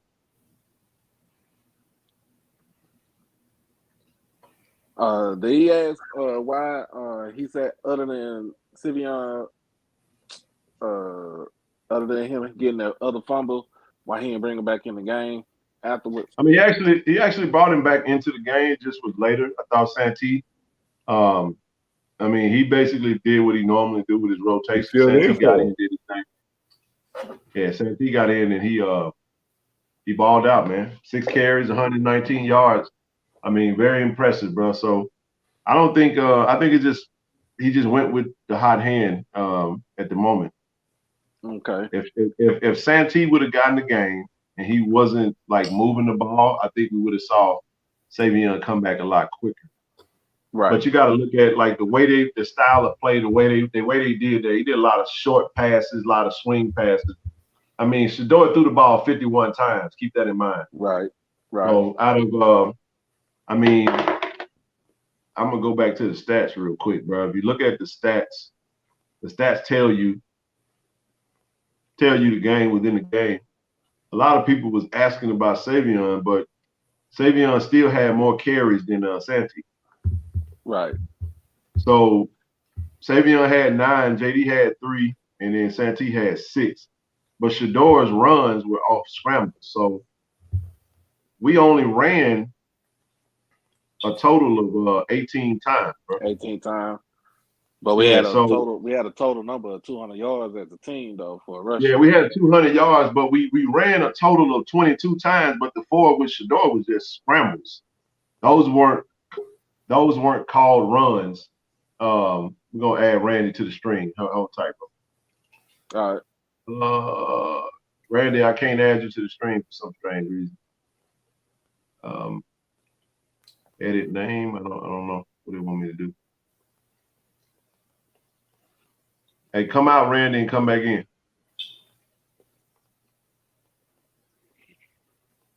And in a sense, though, you really think about it, Simeon, the way he was running the ball, he was up to the point where he could have got 100 yards in the game too. Yeah, I mean, he had 55 carries. I mean, 55 yards, 5.7. I mean, he had some good stats, but again, like I was saying, the game within the game. Think about it like this: J.D. Martin had 3 carries, so he was coming in, he was doing his thing. Yeah. You know, he got a touchdown because he got the little goal line touchdown. But check this out: we're asking about Savion. He gave Savion the majority of the work. Even when Santee came in, we only ran the ball like 7 times after. Okay. Yeah. Yeah, it wasn't a lot of carries, so it's like that's the part that a lot of people are missing. We had 73 offensive drives, 73 plays. And in those 73 plays, we threw the ball 51 times. 51 times. Yep. And Savion had, of the 73 plays, Savion had 9 rushes, 51 carries. So look at it like this.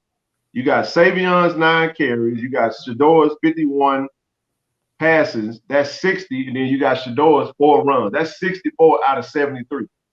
Yeah. You see what I'm saying?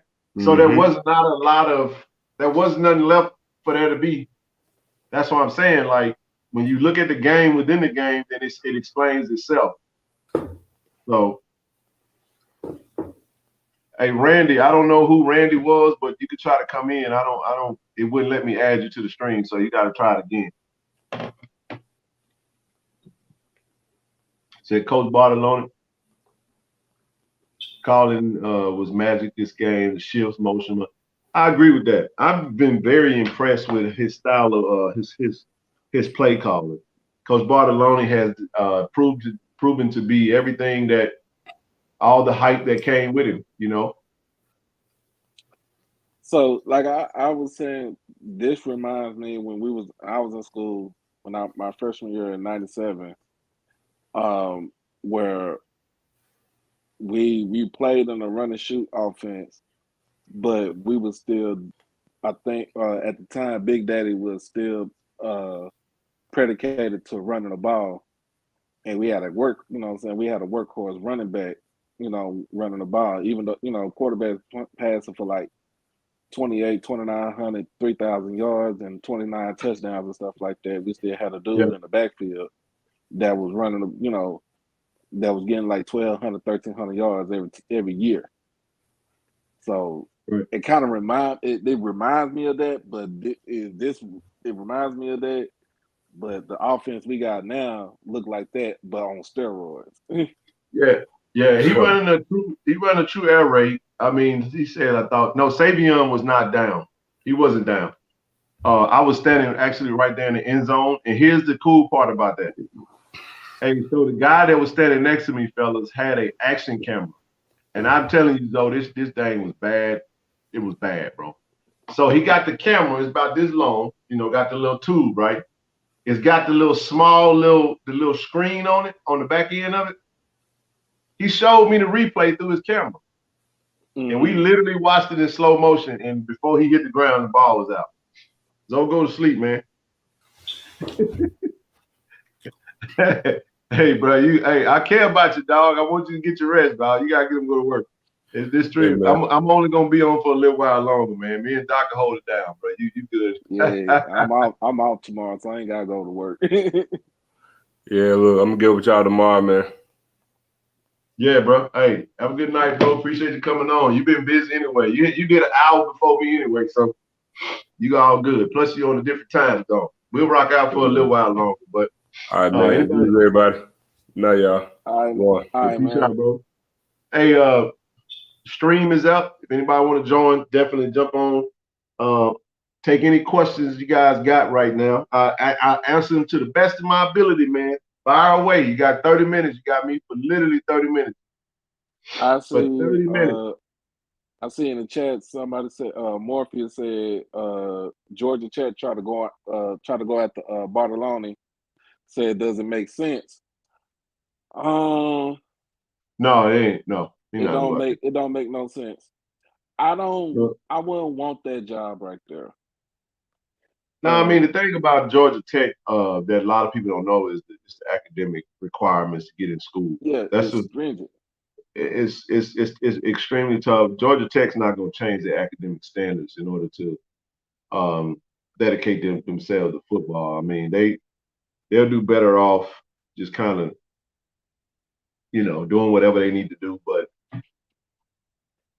that job ain't a good job for. I mean, hey, if they willing to do that, there was some names that we talked about earlier, but I'm not really interested in even talking about Georgia Tech. But no, Bartolone is not gonna. No, they're not gonna come out. Yeah, man, they remind me of SMU, man. You know how SMU is like real stringent, so with their academic requirements. So it's I put them in the same boat with them. I'm gonna talk about that on my show tomorrow. So what happened to Malachi this week? He didn't dress. That's what happened. Next question. Do you think Alabama State will be able to hang with Jack State? Absolutely not. Nope. Next question. These y'all got to come with something better than this. I saw the tight end Hager getting open in the middle a lot. Keep an eye on him. He's good. Yeah, he is. Shador had a lot of weapons, a lot of time. He tends to sometimes zero in on some of his favorite targets, and he goes where he's more comfortable with the ball. Georgia Tech is a major engineering school like Prairie View. Yeah, Georgia Tech, Georgia Schmeck. Wish him the best. I will say this though, again, like with Alabama State, I know they ain't gonna do nothing as far as when they play us, but in a sense, they got to take the training wheels off of Demetrius Davis. Like, I don't know, because I'm looking at, I look at the stats and everything, and then I look at how the game goes by looking at like somewhat highlights, and then I try to catch the game live. But it's like, I don't know, I guess they trying to kind of got him handcuffed or hinder him from doing what he supposed to do, or letting him do his thing. Oh, there's Randy. What's going on? Go ahead. Hey, what's up, man? I didn't mean to cut you off, Doc. No, you good. I just realized he was sitting in the thing. Randy, how you doing, man? Welcome to the stream. Man. All right, man. Yourself? Hey, we're doing good, man. Doing good. Appreciate you coming on, bro. What's on your mind? Yeah, I just want to just make a quick comment, man. I mean, everybody's talking about Coach Prime leaving, man. He's not going anywhere, man. He's I think that's the perfect spotter for him and his staff. He's not just there coaching football, man. He's there rather changing things. You know what I mean? And yep. I just feel like, like if he takes any interviews, it's only for like, leverage to get his staff paid. Yeah. That's it. You know what I mean? So I don't know, man. I just love what you guys are doing down there, man. I've seen this or wanting to see this for years, man. Like, yes. I always thought if the talent would just go to these schools, that the money would just eventually follow. You know what I mean? Yep. Like the TV deals, whatever it is. You know what I mean? Money follows talent. That's right. All they got to do is get it down there. But once you get it there, you got to coach them up. Totally. I think you're spot on. And I'll say this. I'll add to that this. I was thinking about the U. Mm-hmm. Before the U became the U, it wasn't what it was. Mm-hmm. TV is about. It really comes down to, are they willing to invest in invest in your product, because you got the demand is there for those that really want to see it. You feel what I'm saying? Yeah. And I personally hope Coach Prime stays as long as he can. Now we got to do our part, and by we I mean Jack State. We got to make sure we got to get that extension out there. We got to try to get his staff paid, whatever way we can figure out way to get creative, to extend and add more money in the pot. Now I know. If we're going about it the way we've always gone about it, then we'll say things like we don't have it, we've kind of maxed out, we've reached. We got to get creative. Coach Prime is. I'll say this. Now I stand on this. I was talking to Zoe and and the president of the 1400 Club today, and I said, if we're ever gonna do it, this is our time. Yeah. We will never, ever, ever, ever, ever get this opportunity again. I don't believe that as long as I'm alive. Yeah. I don't think we'll ever get. Dion Sanders at Jack State is an absolute layup. It's an assist. You just basically got to grab the ball and lay it up. And I don't care about the other jobs calling, because he's a little different, because he did say more money would pad his landing. Right. I'll just say this. The culture like it just means more if he does it at Jackson State, in my opinion. And I believe Coach Prime is more about legacy than he is about just going to be a part of something that they didn't want you to be a part of anyway. What better way to prove your doubters wrong than to say, you know what, you don't want me, I'm gonna go where I was accepted, I'm gonna go where I was believed and I was supported, and I'm gonna come to your space and I'm gonna beat you anyway. You know what I'm saying? That's right. I just think that was it just, listen, man, this right here could be the greatest show on turf, man. We could take this thing all the way, but we gotta not be complacent and we gotta not be afraid. If we're afraid and we're complacent and we make every excuse as to why it can't be done, we won't do what we won't reach our potential, man. I believe that wholeheartedly. Right. And yeah. Super facts, man. I just think maybe 1 or 2 recruiting classes, man. They're gonna be able to play whoever they want to play. Yeah. You know what I mean? I think you'll see a reason why I really want to see him just turn down everything that's out there, and Doc, you can back me on this, is that I don't think the job for Coach Prime outside of Jackson State is available at this time. The timing is bad right now because the momentum is at an all-time high at Jackson State. And here's what I want to say. In 2023, Doc, we coming to Texas, baby. We got Texas State on the schedule. Now, I know Texas State. San Marcus. Yeah, Texas State is not this big sexy team, but it's an FBS program. You follow where I'm coming? I just think it would mean a lot if we win a Celebration Bowl, open the season in Atlanta, beat South Carolina State, go to San Marcos and beat an FBS school. Now we really talking, because this is what I'm saying. Coach Prime's name is always going to be in every job that opens up. Yep. Every year there's going to be a round of places that's going to come. But I'm gonna go on record and say this. I'm gonna be highly disappointed if he bailed out this year or he goes. No, he's not. Anywhere. He's not. I don't think he will either. I don't think he will either. I don't think he will. I just put it out there. But here's why I say that. Shador Sanders, listen to me, needs to get drafted from Jackson State. Right. Yep. Right. You got to give a listen. We have accepted the kids. We've got the whole family there. Yeah. Shador Sanders needs to.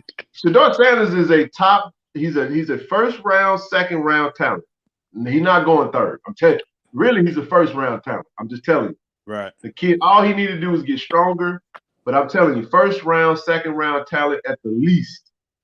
But I'm telling you now, Jackson State, he got to go from Jackson State. That's just my thing. I stand on that. He has to go. And when that happens, that's going. It'll be one for the ages for us. And we got a lot of ground we got a lot of gaps we got to close. And I believe in us, man. I do believe, man. I believe we can do it. I do not feel like the words that was chosen in that 247 article today. I don't think those words was arbitrary at all. I think those words were very poignant to what needs to happen. Ball is in our court, and we got to make it happen. So every chance I get, I'm close to the AD. Hey, bro, we got to make this happen. What you need, what we need to do. Right. You know what I'm saying? Hey, we need to form a collective to get the coaches paid. Shit, let's do it. That's right. I think that'd be a good idea. Hey, I got an idea. Me too. All the celebrities want to show up to the games and be in the locker rooms and be put something in the pot, baby. Donate. That's we right. Need something. That's right. Hey, y'all, we trying to keep this thing going, baby. Y'all, this for the culture. Everybody want to come get in on it. Cause listen. The best, we ain't saw the best yet. Right. The best that everybody's gonna see, and I'm gonna shut up when I say this. The best that everybody's going to see is Jackson State versus Southern. October the 29th. You mark my word on it. It will be a sellout. Right. And everybody and their mama gonna be in Jackson trying to watch that game. You're gonna have a human jukebox versus the Sonic Boom. You're gonna have, I hope Southern is winning some games, and I hope they playing for the West, because if they do, oh my goodness. Yeah. That I'm just telling you. for good TV right there, bro. Woo. Yes, sir. You gonna want hey, you don't want that one on TV, Doc. You got to be in the back. Right. Oh, That's yeah. that I got to be there. Where were you on this day? That's one of them type of things. So I'm just saying, bro. I'm Yeah. just saying. Question, Ken. So I'm sorry. Go ahead. no, I'm done. Go ahead. What you got? I'm gonna bring this other person on, let them sit because I know Brian. Hey, Brian, hold on one second. Brian, I know you on. I'm gonna let Randy finish up, and we just hang tight. Welcome to the stream, No worries. though. I got nothing to do. All right, go ahead. Keep going, This Randy. What you got? is totally out of the box, right? All right. Is it possible that their coaching staffs are eligible for maybe like a NIL deal or something like that? Like to So get I'll answer it this way, and I'm gonna first of all, Doc, I'll let you take that one first, then I'll jump in. In a sense, it's kind of like a shaky thing to do. I mean, but you can do it as it's not as an NIL deal, but it's like I said, it's more of a collective. Mm-hmm. And it's basically saying, a collective ain't nothing but basically us being boosters. Facts. That's all it is. It's just the poor, in a sense, and don't take this the wrong way. It's the poor man saying of being a booster. Hey, I Right. like that. Right. I'll tell you this. I'll give you one name. I give everybody some homework. Don Staley. Yeah. Oh yeah. Yeah. South Carolina. Yeah. Don Staley. And I'm saying that for a reason. Hey, listen. The world is woman. I know how, hey, I get it. Listen. Her salary, she made the point. I should be paid just the equivalent of the male counterpart, right? Right. What they did, they was able to subsidize the salary gap to get her to, I think she getting paid, what, $2 million a year? A lot of money. She's a great coach, won that championship. But here's what I'm saying. Hey, the blueprint is out there. It can be done. I'm just telling you, we have to get creative. Right. And I'm saying, hey, I just believe that I just sat here and saw Kadeem Hardison and Jasmine Guy on the Breakfast Club talking about how they messed up a different world, right? So you got a different world that, basically they changed the time slot, made them go head to head with Martin. So it kind of messed up the ratings. This around the time when Cheers was coming on and all of that. That was a very important show at that time. But here's all I'm saying. I'm saying that was important for the culture. Mm-hmm. There's not a black person in America right now that can't say that what's happening at Jack State that ain't for the culture right now. Come on, man. We up right now. I'm telling you. Up. Yes, sir. So if we up and you got Gillian, Wallow, you got, you know what I'm saying? You got all these rappers. You got Paper Route Empire there. You got I forget the name of the cat that was in Miami. What's the name of the cat, man? My nephew told me his name. Be beefing with Young Boy. I don't know his damn rapper. I don't know. I don't know his rapper. I know you're talking about Frito Bang. Frito Bang. Yeah, you got all these cats. Yeah. So I'm sitting there like these jokers iced out. They throw money late. Hold on. Hey, listen.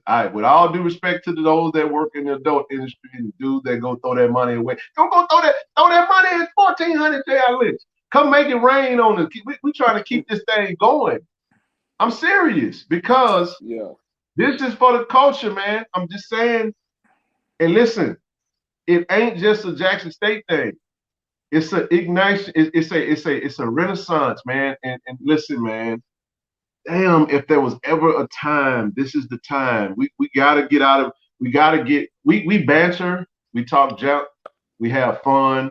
But in the end, we gotta want to see us win, like as a people. And I think some of us just would rather just. Some of us are just okay with being SWAC dudes, and that's not the reality of what this should be. Done it for so long, and now and now the lights on us. So we got numb. We got numb, man. And all I'm saying is that it can be done. Yeah. So my question, I throw a number out there. I was talking to Zoe about this today. Man, Coach put out a video saying that an assistant strength and conditioning coach get paid $50K Yeah. in Jackson, Mississippi. Right. Hey, listen, $50K in Jackson, Mississippi is solid, bro. It's solid. It ain't listen. You can make it ain't what you make, it's what you can keep. Because I know cats that were making 40 that was doing better than cats that were making 100. Because the cat that was making 100 was living like he was making 150, and the cat that was making 40 was living like he was making 20. You get what I'm saying? Right. It's what you can keep. Mm-hmm. So the point I'm making is that it can be done, but it can't be done with yesterday's thought process. Right.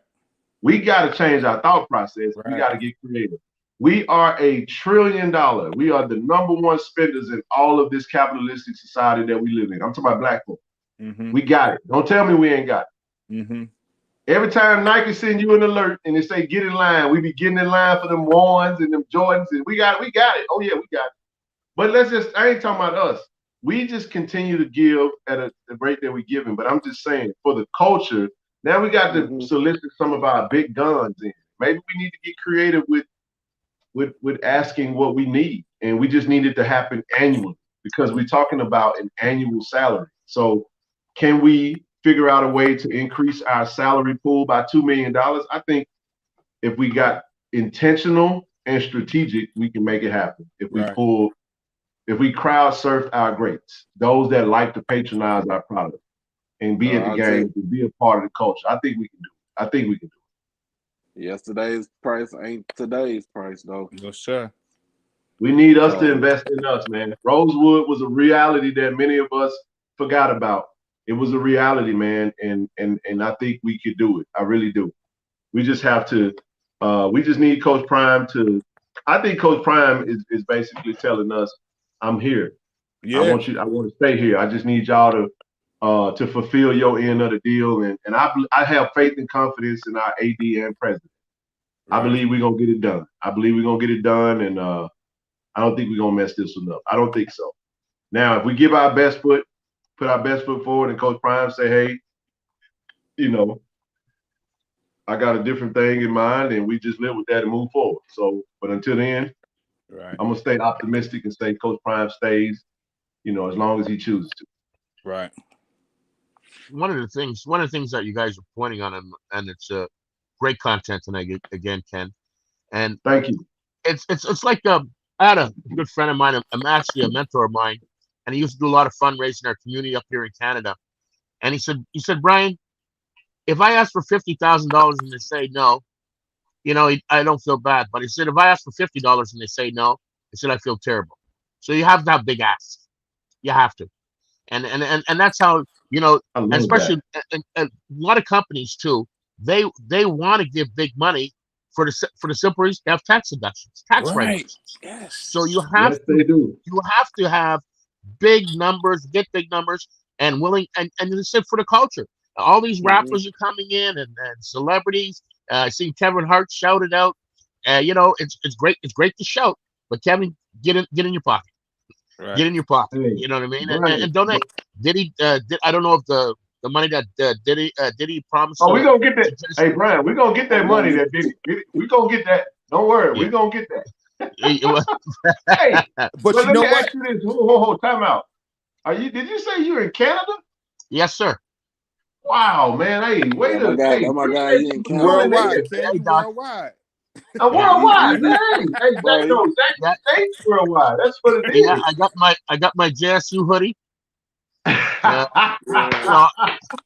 Let's go, baby. Hey, what part of Canada are you in? I live in a place called St. John, New Brunswick. That's on the Bay of Fundy, near the coast. We're close by Maine. Close by Maine. I've only been to Canada once. I've gone, of course. I do the Niagara Falls. I was over in a really cool experience, man. I was there for a whole week with my family. I want to say 2013, maybe. I don't know. But I'll say this. Interesting thing that happened to me, y'all. You know how we had to fly into Buffalo, right? Yes. And so we had to take the van and listen, crossing over into Canada, they weren't very friendly, Brian. They weren't friendly. I don't know why. They just, they weren't, and I don't mean it in like a negative way. I think I was recording, the dude looked at me, he's like, are you recording me? I was like, no, I'm not recording you. I was lying, but I was. And so I screwed up, man. The little charter, the charter van, I left my damn cell phone in the van. So I get to the other side of Canada. So I'm like, holy shit, I got to get my cell phone. So we had to call the van back, but check this out. They couldn't cross the border. So I had to walk from the Canada side to the Buffalo side, and it was very interesting, man. Really good experience. So right at the Niagara Falls, for those that don't know, when you're on the bridge that crosses over, there's a sign that splits just like this cross that says Canada and the U.S. Really, really dope experience, man. Awesome, awesome time. I haven't spent much time. I want to go to Toronto, and but man, hey, you making me feel special tonight, Brian. Thank you for tuning in, bro. I used to. My background is I was the eighth black player ever played in hockey in the NHL, and so I did live down south. I actually I played hockey in Dallas. I played hockey in North Carolina, and I got a lot of relatives down in Georgia. My son lives he lives upstate New York. Matter of fact, not too far from Niagara Falls. He lives in Winston-Salem. Not Winston. Horseheads, New York. Horseheads, yeah. So he's there. So, I traveled the States extensively, and I've been a fan of Coach Prime for a lot of years. You know what I mean? I remember Dion playing and watched him playing, seeing his program. Through the truth in the schools and stuff, and because he's an amazing person, he tells you just like it is. And, he does. And that's why a lot of people, I would say, you either like him or you don't. And a lot of people, they just because he speaks real, think he's arrogant. Being real is not being arrogant; it's just being truthful. That's right. You know what I mean? And he's so transparent. He says what he wants. But the thing that I love about him is he wants the best for those kids. Mm-hmm. And you know what I mean? For a lot of people complain, well, this one's not playing. This one, it's not because he doesn't like them, because they're not living up to their obligations. Hey man, I wish I had a DJ thing.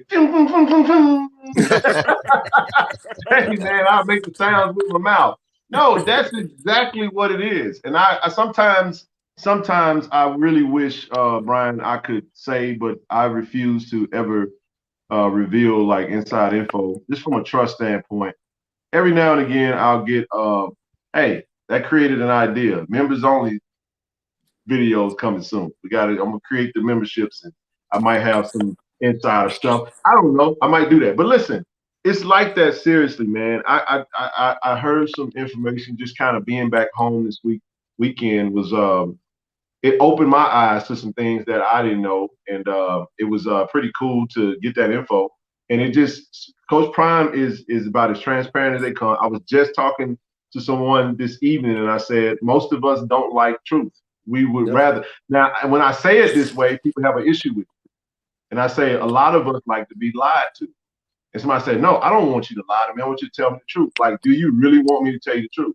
Because if I tell you the truth, it might not be what you want to hear, and we may not be willing to accept it." So I always just say, I appreciate you telling me where I stand and not leaving me just sitting out there. No, and that's the kind of man Coach Prime is. I met him 3 times, each time very intense, very focused, and everything you see is what you get. It's pretty cool to be around. So love it, man. Appreciate you for tuning in, man. As always, brother. First you said first black player to play hockey. Is that what you said? I was first for Detroit Red Wings. Wow. Man, I gotta go Google you now, man. Hey, that's awesome. I had growing up, I had a good life, but I had, I messed up, and then after it's just the road redemption. So I know the highs and the lows of being an athlete. And then the thing is, what I try to do with my son was just basically, tell him, give him the blueprint and say, okay, this is what I did. This is what I messed up. You don't have to do this, And so just live the life and just be true to yourself. It's just like you said, Ken. It's just perfect. It's just a perfect example. A lie makes people feel better, but the truth sets you free. That's true. Well, at least if I'm far away from a target, it's better that I know how far away I am than to be deluded into thinking that I'm closer than what I am. That's just that's just a recipe for disaster right there, man. So, hey, we've all been there. This is if we all had a chance to sit down and tell our story, I'm pretty sure we all have a laundry list of things that we probably wish we could have done over or gotten right. But I'll say it this way: had we not gone through what we've gone through, we wouldn't be where we are. So we kind of use those yesterday's, challenges or adversity as tomorrow's, opportunity. So, man, definitely appreciate it, brother. What I tell young people, show, man. What I tell young people is, a page can't define who you are. So when our life's like a book. So one chapter in our life doesn't define who we are. That was just one glimpse or one moment in time that we didn't stay in that time, in that realm. And to move on, to understand what you did right or wrong, makes you a better person, a stronger person. Right. Absolutely. Hey, Brian, if you want, you can stay on if you like. I want to get Respect My Decision. Sure, just go ahead. tuned in. Hey, what's going on? But Respect My Decision is, hey. Respect my nerds. Respect my nerds, or I just saw respect my nerds. My bad. Yeah. What's up, man? What's up, man? What's up, dog? Kenny? My bad, big dog. My bad. Who is that? You making up new names from? Respect my decision. Respect my decision. That's right, man. What's happening, brother? Oh no, man. I'm making up, man. I was listening to y'all earlier, and then I got disconnected. I had a call, but when y'all was breaking down some of y'all takeaways, I want to say this. I think that JSU's team is they're just more conditioned than all the teams we played so far. They're just better conditioned. You got kids on the other team catching cramps. They can't physically keep up with that tempo. They want their tempo, but they can't physically keep up with that. And that's a good thing, but that's only one element to being an elite team. Because I want to say Shadora, that O-line, it's stronger than it was last year, but it could be better. Right. I want to see him get back to week one, Shador, with going through his progressions, because I don't want to see you it's cool, to put up points as the game progresses, but at the same time, I want to see you efficient with doing that. And he gets forced to some 3 and outs, and defense make a play. All right, let's get back on the field. Let's capitalize. Let's get the momentum going. Because that's what it's going to take if you're going to go play, the elite teams. Yeah. I'll say this. I'll add this. Last 3 weeks have been 3 of the toughest defensive lines he's probably going to see in this season. And I say this, Blue can support me on this. Tennessee State defensive line was far greater than what I expected. The defense gave fits. That was a hard game to win. Alcorn, Sundiana Anderson, they have the leading linebacker that's tackler. Defensive line did pretty well against us. Believe it or not, Mississippi Valley got 2 all SWAC players. I forget their names. I know number 50, the linebacker, and I think the other defensive lineman. They only got us for 1 sack. 50. Yeah, they only got us for 1 sack. But I get what you're saying. I don't like to see the make your mind up beforehand. But I'll say it like this: sometimes he kind of knows what he has based off how the defense lines up. So that's kind of how the offense works. He gets us in what we need to do. I did see him check a lot of plays at the line, call some different things, and then go in a different direction. But you got to look at how he moves the ball around. If you look at the stats, he's on an average. He's averaging 9 or 10 different receivers every game, which is impressive. Right. He's mixing it up. But I think what happens too, though, is that as you're playing, you kind of, develop habits throughout the season. The bye week couldn't have come at a better time, in my honest opinion. I think the bye week was absolutely necessary. So yeah. Go ahead, Kenny. I'm sorry. But no, that's just my take on that. I like what you said, but I definitely think that we can be better. In regards to the conditioning, shout out to Coach Mo Sims. Hey man, that stadium running with the training, hey, it's starting to pay off more than what we know. Because I'm telling you, now I did kind of question if we got a little fatigued in the game on Saturday because it was hot, man. And I felt like the heat. I started seeing some errors that we were making, just mental See, errors. let me touch on that real quick. Now, Kenny, let me touch on that. Go So ahead. what? See, because like what I was saying earlier, and I think what you was trying to say, Coach Prom says, what we see in practice is what we're gonna see in the game. So we already knew what to expect, and I think what it is, and you kind of noticed it, in the Grambling, and even now, even Tennessee as well. I think a lot of them kids are bust, and I'm not saying they're wrong for wanting to play, but I want you to be at your best. I think some of them cats go ball to the wall out during practice so they can secure their starting spot. And then when they get in the game and, that tempo, like, all right, it's 100 miles per hour, they start to make mental errors. And so I don't want to give it the heat. I want to say it's more mental. Well, let me throw one thing in there. The one position group that you don't see a lot of flipping is the O-line. Keep that in mind. Right. Wide receivers are rotated out. Running backs are rotated out. The quarterback is not. The tight ends are rotated out. You're usually going to start with Zach Bro at center. And you're going to see Zach Bro play center. Evan Henry's going to be at guard. Tyler Brown's going to be at guard. Willis Patrick's going to be a tackle, and Demetri Jordan's going to be a tackle. Unless that tempo, the big boys that's making contact every play are the ones that tend to. That's where that depth comes in at. Now, we did use some more big bodies. You did see young man out of Servite, Josiah Laban play some. You saw Debo come in some. You saw, they mixed up some O-line play. I think that's where we gotta get. That's where we gotta be great at. And I think if you go back to some of the points that we took off the board, it became the errors that was happening in the trenches. Whether it be a holding, whether it be giving up a sack, whether it be, legal man downfield, whatever. Those are the things that we got to clean up. And like I said, we're averaging almost 50 points a game, bro. Right. But Kenny, I just want to say this real quick, Kenny. I want to say this. I want Shador, okay, because I got 2 points I want to bring up, but away from that, I want Shador, like, after the first time, he need to be out the field. Especially when we blowing teams out like this. Well, I say that. Me personally, because you gotta get that. It ain't just you. Yeah. I was pissed off. I'll just be real with you. I hope that whatever. I was pissed off. Saturday.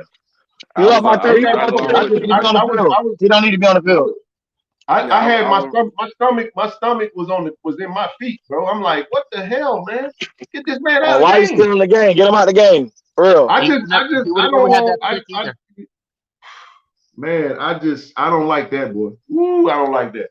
I don't know what that was about. I'm gonna leave it alone. Because if I say what I say Saturday, then I might get in trouble. But I was not happy with that, and I stand on that. I'm gonna just leave that alone. It is what it is. I don't understand that decision, but we don't need to do that no more. They just said. And then what made me even more mad is he threw the damn interception, and I was standing right there. Yeah, and all I see, exactly, because it's like he don't need to be in the game. Like you got to get that second string, third string a chance. Throwing the ball, we don't need to be doing none of that. I'm just like, come on, bro. That interception came. Hey, you could have had Andrade, or you could have had Grayson Thompson come in the game. Like you could have had Andrade should have been in that game, man. Andrade should have been in that game. But I don't know. I do not know why that decision was made, and I don't know. And I'm gonna just park it right there and go from there. I'm gonna just leave that one alone, bro. Hey, brother, what you were saying? Somebody else was talking. We kind of over talked them. My apologies. No, I was just saying on the real that Andrade should have been in the game because I promise you, I was at work and I was pissed. I was like, bro, why is he still in the damn game? Like, I don't want him in the game no more. Once you up 35, man. Yeah, that's it. Out of the game. Hey, listen, that's it. I think I don't know if it's one of them situations where you always blowing teams out. You never really get the full game. Look, the hell with that. I want. We go as Shador go. That's how they go. You know, and I believe that wholeheartedly. We got the best quarterback, in my opinion. You know, arguably in the FCS. You know, that's other quarterbacks that's not in HBCU football that are playing lights out too. So let's not make mention of that. You know, 2 quarterbacks, young man out of Fordham. The other one is Lindsey Scott Jr. Kicking behind. I know Incarnate Word lost Saturday, but Lindsey Scott's still balling. But hey, that's my take on it. Yeah. But the quarterback in Fordham, they got no defense whatsoever up there, so he's got to throw the ball often. In Fordham. Oh yeah, Fordham. Yeah. They ain't got no defense. They got to throw the ball left and right. Whoever has the ball last usually wins their games. Yeah, that defense is a joke. Like that defense is a joke, and I don't even really talk too much about it. But yeah, okay. Kenny, going back to what we said last week. Think about that article, man. Think about that article. The battle for Mississippi. JSU put USM on their schedule. I don't know if it ever happened. Mississippi State, maybe, because they played Mississippi State before. I looked it up. They played them twice. So that ain't nothing new. Yeah, he played Mississippi State before. But I'm gonna tell you again, they gonna only play those games when they're not taking those games. And Doc, tell them they're not taking them games if we got a chance to beat them. Hey man, listen, them folks ain't trying to get rioted down there, man. They can't take no L. Southern Miss cannot take L. Jack State. Right, Lane Kiffin said he'll be open to it though. Hey, Lane Kiffin will be open to it. It's easy to say it. Lane Kiffin probably ain't gonna be at Ole Miss by the time we get a chance to play them. So. Nope. Lane Kiffin trolls himself out. He trolls himself out of jobs. But it'll be cool, man. I don't see it anytime soon. Like I said, we got Texas State, we got ULM confirmed 23, 24. 25, I don't know. We'll see. Mm-hmm. We'll see. Okay, what's the third? Okay. Oh, my last thing, because that's gotta be it. Should do a Heisman? Bring that back up. Next year. Next year? Why not this year? Because the Heisman Award is a 2-year award, I think. No, he's not really. Yeah, not really. I mean, man, they gave it to the one boy at Alabama, not Bryce Young, but the receiver. He's a freshman, but he was a highly touted freshman. He's not even gonna get any votes, man. No, not gonna get no votes. No. Yeah, he gonna be in the running. I understand what Coach was trying to do. I like the storyline because it puts it now. This is a shoot for the moon, settle for the stars. Maybe he wins the FCS Offensive Player of the Year. Hell, I'm okay with it if they go. I don't know. I don't think he even serious. I don't think he get any serious consideration. I just don't. Now he would have to. You got to go back to I like the coach's press conference today. Steve McNair had just unbelievable numbers. He had a lot of running yards too, though. Yeah, he had rushing yards, rushing touchdowns, over 5,000 passing yards. Yeah. You know how many passing yards? 5,000. Get 5,000 passing yards, man. Yeah, that's crazy. How many rushing yards did he have? I know he had over 1,000. Over 1,000. He had 56 touchdowns. It was crazy. Man, it's hard to do that on Madden, man. What Steve McNair did, and he didn't even get. He got invited to the ceremony. He didn't win it. Now he should have won. Who they give it to? Tim Couch? I don't remember. That year. Ty Detmer? They want Ty Detmer. What was that? 94. That was Rashawn Salam. Yeah. Rashawn Salam. Colorado. Yeah. That's right. That was when they was because he ran for I think that year he ran for 2,000. He had ran for 2,000 yards that year. Yep. But you gotta realize too, man. Steve McNair was the leading rusher for Alcorn the last 2 years. See what I'm saying? You junior and think senior year. Fordham didn't have a good defense? Boy, Steve McNair didn't have no defense, bro. He ain't had no defense. In order to That man win in Alcorn, he had to outscore you. Go back and look at them games. It was like 56 to 52. I'm telling you, that's how it was. He had to outscore you. They didn't have no defense. Nope.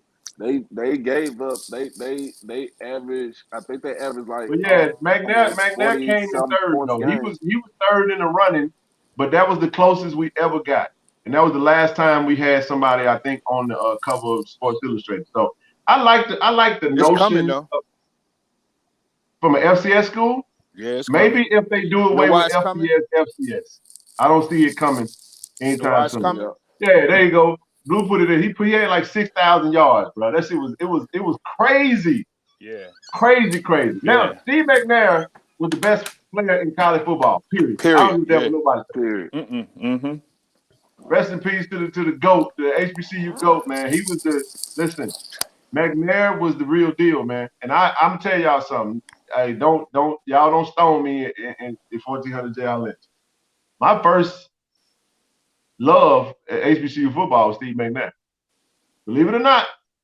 And it was by happenstance. It just so happened that my best friend, Doug it Williams. just so happened that my elementary best friend, mama, went to Alcorn. I used to go to the game. And I sat on that hill and I saw this big old dude that wore number 9 that had the tape around his ankles. Yeah. And this dude was like God, man. Yeah. He was God in cleats. This brother was unbelievable. Wasn't his brother the receiver or something? Tim McNair. Yep, Fred, Tim was a receiver. He's the- Fred was a running back. Tim was a receiver. Oh, so it was Tim. It was Tim. Tim was the receiver. It was Tim. So it was 3 of them there. 3 of them. And listen, I remember this. I remember sitting on the hill, and I remember Steve McNair ran a touchdown. You know that momentum carried him on the hill. And I was like this, like a little kid sitting on the hill. I said, I was like, oh my God, that's Steve McNair. I'm telling you, it was like that. That dude was the real deal, man. I cried. Like, I'll never forget it. 2008, 4th of July. Yep. I was in Jackson, Mississippi, South Jackson. I was at my buddy Joe Cooper's house. We had a cookout for the 4th of July, and I'll never forget it. I remember it like it was yesterday. I cried my heart out when he got killed. I was just like, everybody in the house was sick. Sad. And all of us went to Jack State, and we was sick. I cried, bro. That broke my heart, bro. Yeah, I was just because bro. even though we were Jacksonians and we loved Jack State, I'm telling you right now, that was it 2009? Oh, 2009. 2009. Oh, 2009. Okay, 2009. I knew it was 2000 something, but I'm telling you, man, that was a tragic moment, man. Yes, it was. Sad. That was a tragic moment. Yeah. Very sad.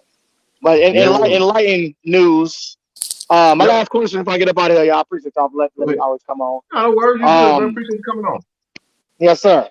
Out of these 2 players, which one I already mentioned, which one is more than likely to possibly win a Heisman?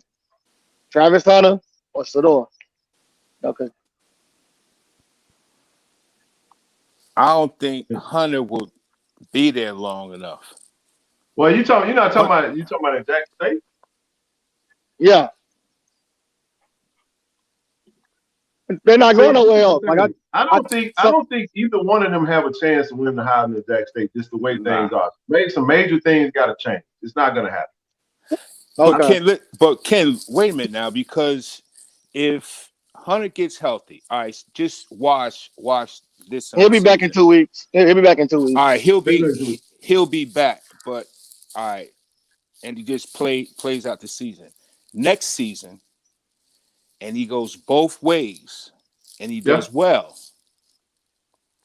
That you might have something there. Well, systematically, some things got to change. I'm just saying that the way it's made is that the Heisman, as of right now, as we can say it, is really an FBS award. I just think we can do that. Right. Might as well. That's not going to happen. Now, granted, all right, all things fair. All things fair. If everything was level. and I had to answer that question based off of what this potential alone, us seeing Shedeur, I would actually have to say Travis would have a better chance. Yeah, honestly, I'm telling you. depending on Right, how I said that. depending on how he's used. So let's just say, I'm not saying it would happen at Jackson. I'm just saying we're playing around with an idea. But let's say Travis has a crazy 7, 8 INTs. I don't know if he get that many. Right. Let's just say, They're not gonna throw it to him. let's say he gets 7. Let's just say he gets 7. 7 INTs, 15 pass breakups. Now he plays on the other side of the ball. Right. 800. You get 8, about 1,000 receiving yards, 10, 15 tugs, couple of picks. It's gonna be I'm telling you. I'm telling you. Hey, King. Yeah. I'm gonna give you one person.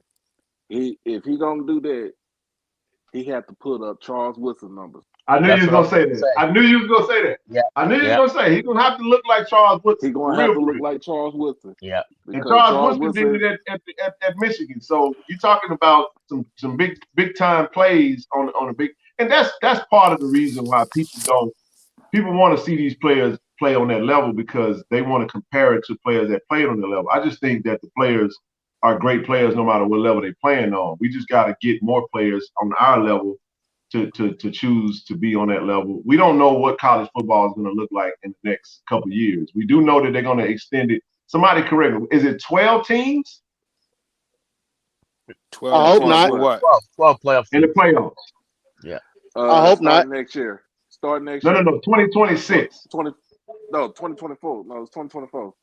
2024? Because the current contract is about to be up. No, it was 26.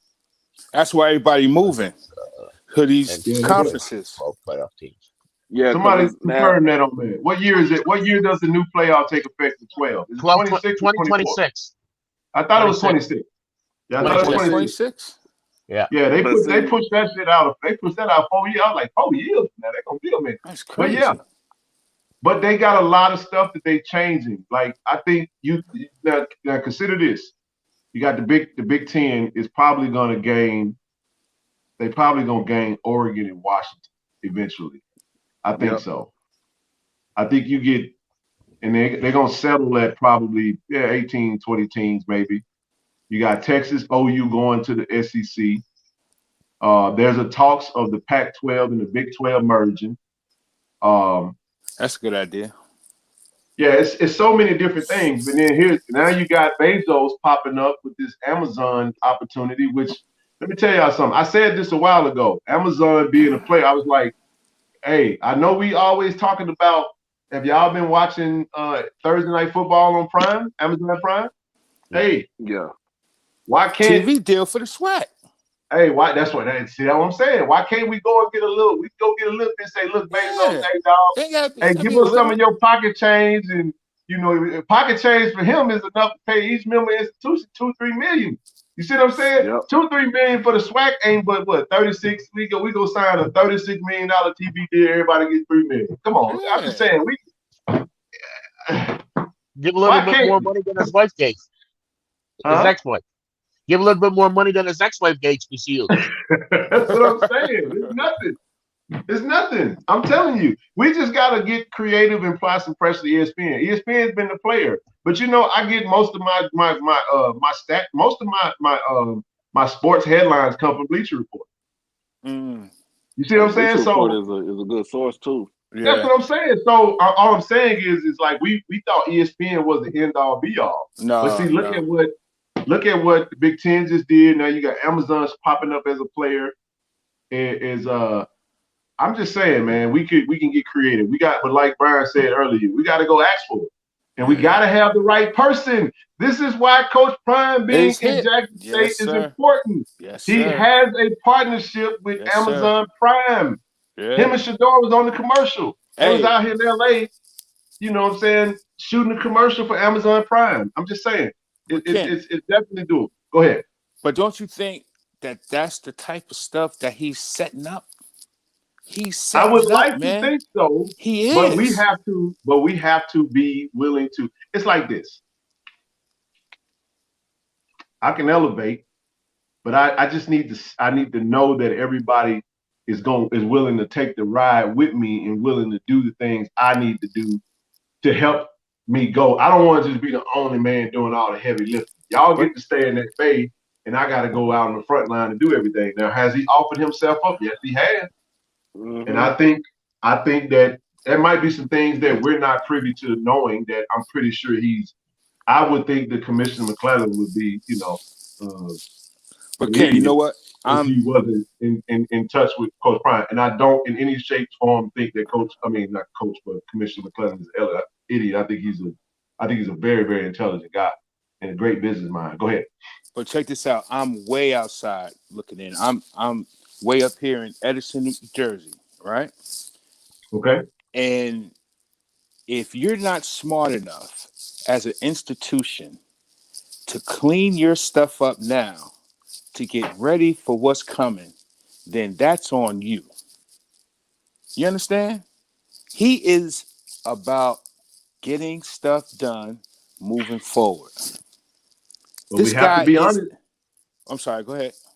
We have to be honest. Yep. We have to be honest about us. Okay. Yeah. I'm gonna get in trouble. I know it. I said this today. Our problem ain't everybody else, it's us. Right. Yep. Every progressive movement from an African American standpoint has been halted for the most part by us. But he's setting the template so we now. Have to I'm be, telling you, I see it. You are spot on. We have to be ready to go. Right. And here's what's going to be unforgivable. He give us basically the breakdown of what he needs and how we can do it, and we decide, you know what, Coach, man, your dreams are just too big for what we're willing to do.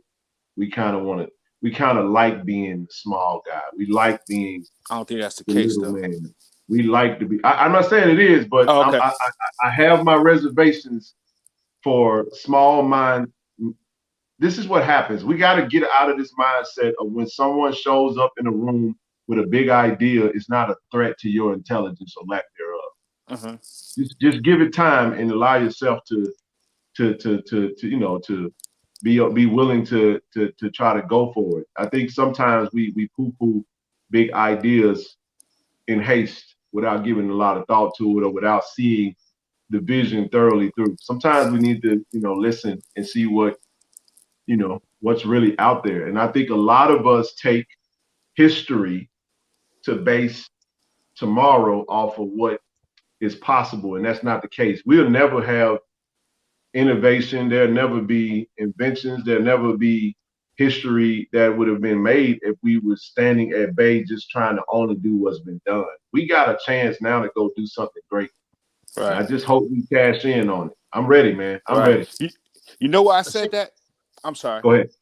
Because Jackson State isn't part of the HBCU app thing. What is it called? HBCU League Pass. Right. They're not part of that. Why? See? Because we got a contract. We have media right contract with ESPN as a primary. Grambling was able to get on there because they used the HBCU League Pass as a secondary. Okay. As a secondary instead of being primary. So if Grambling wanted to, say, not last week, but the week before when we played Grambling, they didn't have the choice to be on the HBCU League Pass to play that game. We not on that because ESPN picked all of our games up except for the one game to be Tennessee on State, the ESPN platform. That was the Tennessee State game. Oh yeah, we ain't gonna talk about that. So that's the reason why we not on that app. Okay. Now, if they let's just say if we on ESPN on the platform for ESPN 10 times this season. Mm-hmm. You also got to remember SWAC championship game is going to be on ESPN platform.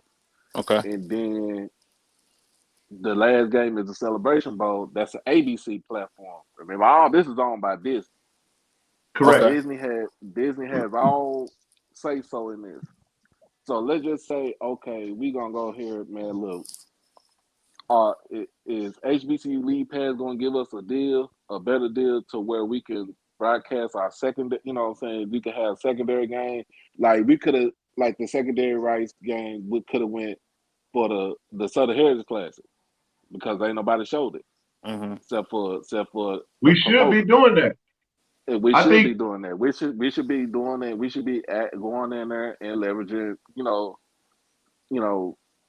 A part of negotiations is saying, listen, you paying me for 8, I got 11. Them other 3, if you're not gonna pay me for those, then we're not talking about it. I'm gonna go do what I want to do with my other 3. Right. You see what I mean? So that's all a part of knowing your worth, having leverage, understanding negotiations, and asking. I'm sorry. Let's go ahead. Go ahead. I have to ask. I got to ask a question. Does you know, a lot of conferences like that at the end of the year, like in professional sports, GMs get together and have a meeting and they go over and they discuss certain things, you know, the betterment of the league and stuff like that. Does HBCU coaches do that? Get together? You know what I mean? So they can, you know what I mean? So they can plan and you know what I mean? Navigate. They should definitely plan and navigate certain things. Speaking to what you just spoke to, Ken. I would say that I would probably not be representing the conferences well if to think that maybe the commissioners don't converse amongst one another, maybe bounce around ideas. I know that coaches and ADs have relationships where they talk. Is there something from an intentional standpoint? I know presidents talk. But is there an opportunity, Brian, is there a lane for us to meet in that regard? Absolutely there is. There is a lot of room, because one of the things that we need to really, really get better at, and I'm not to be critical of what's in place, is I would say a unification of efforts. And that's what Coach Prime was talking about when he referenced the money game situation. He was like, do we not have a committee where we can get together and make these decisions and say, look, this is what we're going to do? Because what he's talking about is exactly what you just mentioned, business. Right. Business money. He's a businessman, thinking about it from a high-level business standpoint. Because we lose a lot of money by not being organized, not being more strategic with business practices. And then that's if you have no plan. If you have no plan, you can't purposely get ahead. It's like I think that sometimes I have a T-shirt that says "Let my faith be bigger than my fear," and I think a lot of them are just to have more fear than faith. Right. That's actually very pertinent amongst our community. Fear over faith. We have a lot of fear. Many of us fear new ideas. There's a lot of fear that HBCU football is going to change in a form that we don't recognize. We think we're going to lose a lot of culture. And there's some things, some of that may be true. But here's what I said to some people over the weekend. I said, history is something that we can also create. Traditions can be created all the time. You can reinvent the wheel on a lot of stuff. Right. All traditions were all of them had an inaugural season. All of them had a beginning. We act as if this stuff was just like that, and it was created, So I don't think that you can, we're always going to be an HBCU, but we have to be looking at it from a capacity of, hey, we got to strike while the iron is hot now. That's right. If Coach Prime leaves and we don't capitalize on this momentum, I think we'll be regretting it for quite some time. So there's a lot of people that feels like it can't be sustained. I actually went through that personally from a professional standpoint, where I've led the top team in this particular company I work for, and I had a lot of innovative ideas. But the president of the company met with me and said, Ken, you're great. Love the ideas. But they wanted cookie cutter. You know why they wanted cookie cutter? Because he said, Ken, when Ken is no longer here, I won't be able to have someone duplicate that. So I'd rather go with my processes and stick to that. And I think a lot of that thought process is in the HBCU culture. It's like, let's just stick to what we're good at, what we know that works for us. And let's just be happy with being the best of the worst. And we can't say that that's not the truth. We can't say that's not the truth because that's been the way. And we, some of us are just happy with beating each other. I beat you. I get to talk smack for a year, and nothing changes. We just play football and battle. We band battle. But we constantly get the leftovers. We get the straplings. We get the short end of the sticks. Some of us are doing bad business. You got the situation with FAM, the debacle with the eligibility, the understaffed, misappropriation of funds, poor leadership, all those things, you know. So there's a lot of room for improvement. There's some great things that are transpiring. But when we say one thing, two things be true at the same time. You can be a great institution, great culture, great vibe, all that good stuff, and still be shitty at doing business. A lot of us run HBCUs like a mom and pop shop. And some of us don't like to hear that, but that's just the truth. Jack State first. So, and I also think that, you know, with especially 100% with the momentum is strong. Like I said, I live up here in Canada, and with Jackson State, you know what I mean. I don't even watch Power Five games anymore at all. And the thing is, if all the Power Fives, go ahead. All the Power Fives wouldn't be a Power Five if all the young African Americans didn't go there. Exactly. That's true. Well, and to Vail point, no one can speak for all HBCUs. I think when we speak, you can speak for the masses of what the majority of it looks like. Are there exceptions to the rules? Are there institutions that are doing everything great? Absolutely, there are. So nobody can speak for every HBCU, but we can damn sure speak for the masses and what we've seen. So, but go ahead. You were right. You were right, Brian. I didn't mean to cut you off. Yeah, it's you know what I mean. They got a point. You can't speak for all, but if you put it this way, would Alabama be Alabama if not one black ever set foot on that campus? Absolutely not. You know what I mean? Well, you know what I mean? With Auburn, you know what I mean? Texas A&M, Texas. You know, hey, we did a show. We supply because they rely on that mentality of yesterday instead of the mentality of. Unfortunately, the good thing is a lot of younger people are starting to get wise, and like the Travis Hunter, the number 3, I forget his name right after Kevin Coleman. You know, these are young men are taking making an opportunity and making changes because they said to themselves, I want to be part of something special. I want to be part of history. Instead of, you know what I mean? And there's going to be some that's going to filter through to the Power Five because they're going to go where the money is. But they understand not all money is good money. And the thing is, look at Travis getting NIL deals. You know what I mean? They're getting NIL deals. So it's coming. You know what I mean? Like Michael Strahan's really putting back into HBCUs, which is phenomenal. And just like to see, I think is it next week or in October they have HBCU week on first take. They're doing HBCU week. NFL Network had a game on last week Saturday, but it was Marshall. Why can't we have an HBCU game on NFL Network on a Saturday? You know, well, we definitely had some that come on a couple years ago, right? Yeah, well, we had one last year. We had one this year. Last year. Was it Central State or somebody played? It was Central State and was it the Hall of Fame? So one of them, I think it might have been the Hall of Fame game. The Hall of Fame game. Yeah, it was ESPN, wasn't it? Was that ESPN? Yeah, it wasn't NFL Network. No, it was on NFL Network. Was it? Last year. Why wouldn't you have the hottest team in HBCU right now is Jackson State? You know what I mean? That's the prettiest girl at the dance right now. So you know what I mean? So when you have that, then all eyes are showing on there. Plus with Dion's cachet, that just more eyes get to there. You know what I mean? You open up more doors. Right. And that's the way to market things, in my belief. Yeah, there's a lot of opportunities there. Like I said, it's gonna come down to like I think right now we're primary with ESPN right now. So Jackson State is focused for. We got 10 games on TV. We just got to get the games to look worth crap. I think the streams have been kind of trash lately, but even the games that are not, we only got 4 games that are going to be in Jackson. The rest of them are going to be on the road, and all of those games will be on TV. So hopefully we'll see some better quality streams. But no, man, this is our time. I agree with what you said. We actually did a show on Tiger Talk with the 1400 Club talking about,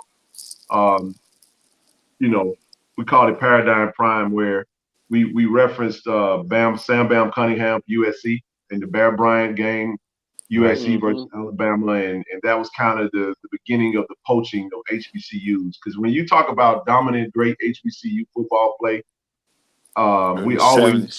we went to the 70s. Yeah, the 70s and the 60s is when it was primary. But at that time, that's where they could only go. So when it became available, when the PWIs became available, that's when, we know how history did it, how history kind of changed. But it's good to see some players deciding that they want to give the HBCU a route and opportunity. This is a time for us to capitalize on the moment, and we'll see if we can do it. But you know what? Though. Yeah, but I think the real turn is going to start to happen in basketball. Like, okay, I keep hearing Mikey Williams really wants to go to an HBCU. Now, the only problem is he has a Puma an deal. Adidas contract. Puma. It was Puma. That's right, Puma. Right. Now, that may get in the way, but I can see him if he can get around that, getting 5 or 6 guys together, going up to one school. Fab 5 style, huh? I'm telling you. Yep. Hey, that's the easiest way to do it. I mean, if you're gonna do it, you might as well do it that way.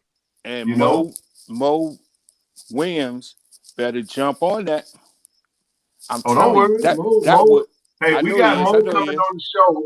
Hey, matter of fact, we're gonna be interviewing Mo this week. Actually, I'm kind of letting the cat out of the bag. So, Tiger Talk with the 1400 Club podcast. We're gonna have Coach Mo Williams. We haven't booked the date just yet. We got to nail it down, but we definitely gonna have him come on. And we got Coach Tamika Reed. We're gonna be because we got to get basketball season kicked off. That's the GOAT. And somebody put a comment in there. Don't trust me.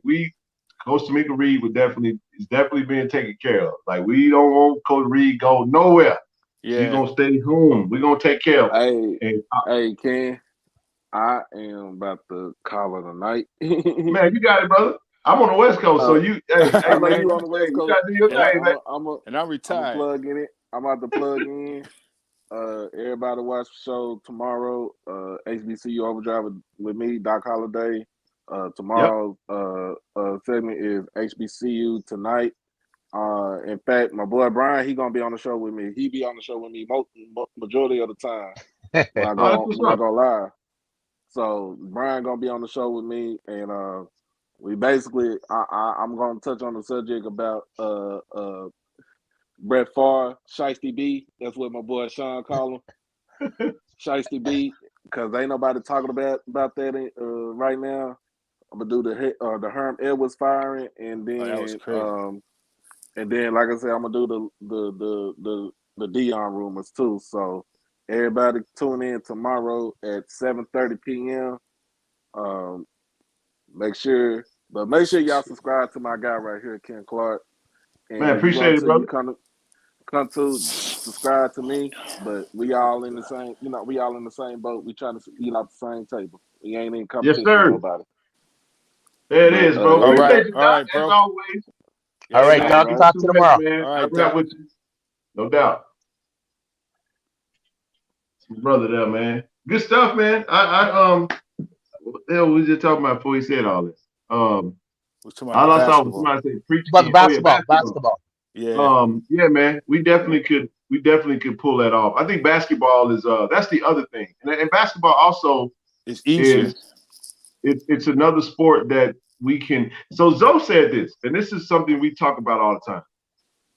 He said there's no reason that Jackson State can't be like a Gonzaga, like a mid-major basketball program. Look at Texas Southern. Look at Norfolk State. Look at some of these big-time North Carolina Central. Like there's some programs that are doing some big things. And I think basketball, because of the one and done rules, because of the if you notice with the one and done rules, because I played basketball my whole life, the thing that has really watered down college basketball is the one and done.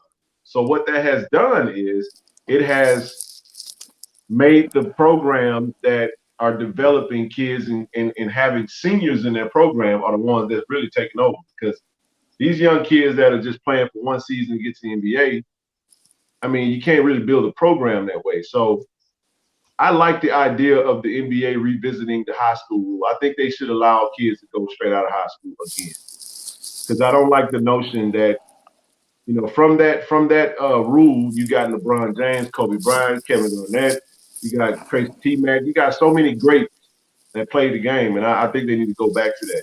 But the idea of Mikey coming to an HBCU or attending an HBCU, hey man, it would be strong. Imagine him being with LaVelle Muton over at North Carolina Central. Imagine him being with Mo Williams at Jackson State. I'm telling you. He said he's going to take a visit at Jackson. Yeah.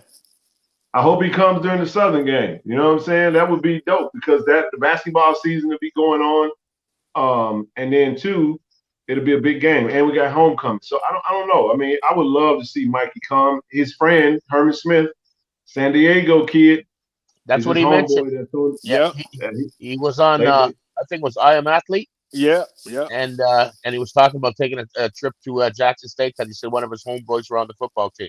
Yep, that's Herman Smith, man, out of Lincoln High School, out of San Diego. Well, I think it's Madison. I think he played at both of them. But Herman Smith playing well for us, man. True sophomore, starting sophomore season, and playing some good ball, man. So hopefully, if Herman can pull that off, man, that'll be next level, man. So I guess he got a. I'm curious. You mentioned the Puma contract. What does that have to do with him signing? Because he's actually signed to Puma. He has a Puma deal. Okay. You know what I mean? So if Jackson State is Under Armour, then he would have a conflict. Like, he probably couldn't wear Puma, but he might have to cover up the Under Armour on his jersey. Cover up the logo. Under Armour on like LeBron did for the Drew League game. He covered up the Adidas and on the logo, and then he had an undershirt that had a Nike on it, so it looked like his jersey said Nike, but in essence, it really wasn't. right, It was just he just covered it up. You can do that. I mean, Right. if we get Mikey Williams, we'll give him a jersey with no logo on it. With no, Right. you know? right. Shit. You put a SWAC patch on his jersey. Hey, I tell you what to do. You do like Coach Prime did. You know, Coach Prime got that leader, that L. You put that, they put that L right on that damn Under Armour sign and say he's the leader of the team. Put a C for captain. Yeah. The hell with that, man. Yeah. So, I mean, I really think that can happen. If that happens, I don't know, man.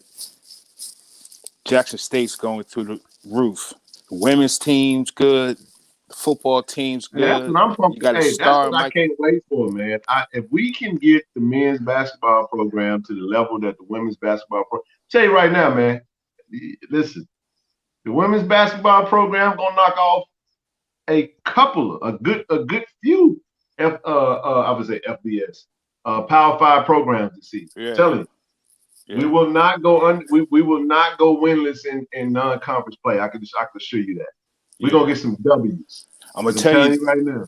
Yeah. That big girl, man. Yeah, she's I'm tough. telling you that. Angel Jackson.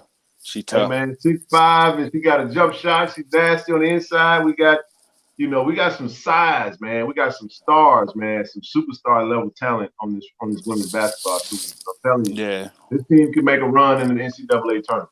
Definitely. And we'll have Coach Tamika Reed on the show to talk about it just herself. And I hope you guys start to recruit up here, because everybody knows about Jackson State. I'm in the northeast. Well, we got a couple of kids out of Chicago. We haven't made our way to the East Coast like that. You got a quarterback from Jersey. Yeah, Matt Vitale. He's definitely we played at Temple. Yeah. I think he was talking about basketball, if I'm not Oh, mistaken. I'm sorry. Yeah. Yeah, but it's No, a lot of kids up here. A lot of man, dogs that up East here. Coast is riddled with talent. Look at what St. Peter's did, with Coach Yeah. Sheen Holloway. Shaheem Mainly Holloway. got none but Jersey kids, man. And Yep. that was impressive. Now he's at Seton Hall. He's over at his old alma mater. Seton Hall, And, yeah. We'll see what he Recruiting his does, butt man. off. Yeah, recruiting his butt off. Hey, I believe it. Hey, Coach Holloway is a solid coach, man. I mean, that team was special, man. Made a deep run into the playoffs and into the tournament. And hey, it's always fun to see, man. I didn't even realize this, man. But hell, basketball season starts next month. And I'm still mind blown by it. Yeah. I was looking at my TV at my phone early today, and it was like the Lakers play the Kings on the 3rd of October. I'm like, what the hell? I'm looking at the schedule. I'm like, damn, basketball season's about to start. I'm like, I'm so locked in on football right now, man, and everything. Coach Prime and HBCUs, I just completely forgot about basketball. Yeah. And we're going into October, so we're about to have the pennant race in the MLB. So a lot going on in sports, man. It's a fun time. Yes, fun time of the year, man. But we got about 5 more minutes, man. Anybody got any more questions or anybody? I mean, I'll finish up with you guys on the stream. See if anybody in the chat got anything for me. We'll go for another 5 minutes. Go ahead. Yeah, just to make a pivot back. We had a lot of conversations here today. Just to make a pivot back to football for a second, and just observing the game. Listen, I loved what you were doing, like from the end zone. You see the play a lot better. See the play starting to develop. That was pretty cool. And I had a laugh one time when they say, "What do you want? What do you want?" And I hear you say, "Don't say nothing." I was like, "You shut up! Like, you shut the hell up, man!" Like, yeah. Oh my gosh! I think sometimes in the formation, like Coach Bartolone's doing great calls, but I just think with the team that they have, when they're on the goal line, why not spread it out and have Wilkerson in the back? That way, you don't have 7-8 guys in the box. Yeah, I mean, sometimes. So the greatest criticism of the air raid is the end zone, is the red zone. Right. That's always been the biggest criticism. I am, for one, I'm an old school I formation lover. Y'all gotta keep in mind, one of my favorite players, Mike Allstott, Christian Okoye, the big running back now. So I lived in the red zone. You put your big slugs back there, refrigerator Perry, you run in front of, Peyton, and you know what I'm saying? Like, that's how you just get in the end zone. That's the goal. Right. Not a big fan of shotgun from the 5 or from the 2. That don't make sense to me. You're already 3, 4, 5 yards away from the end zone.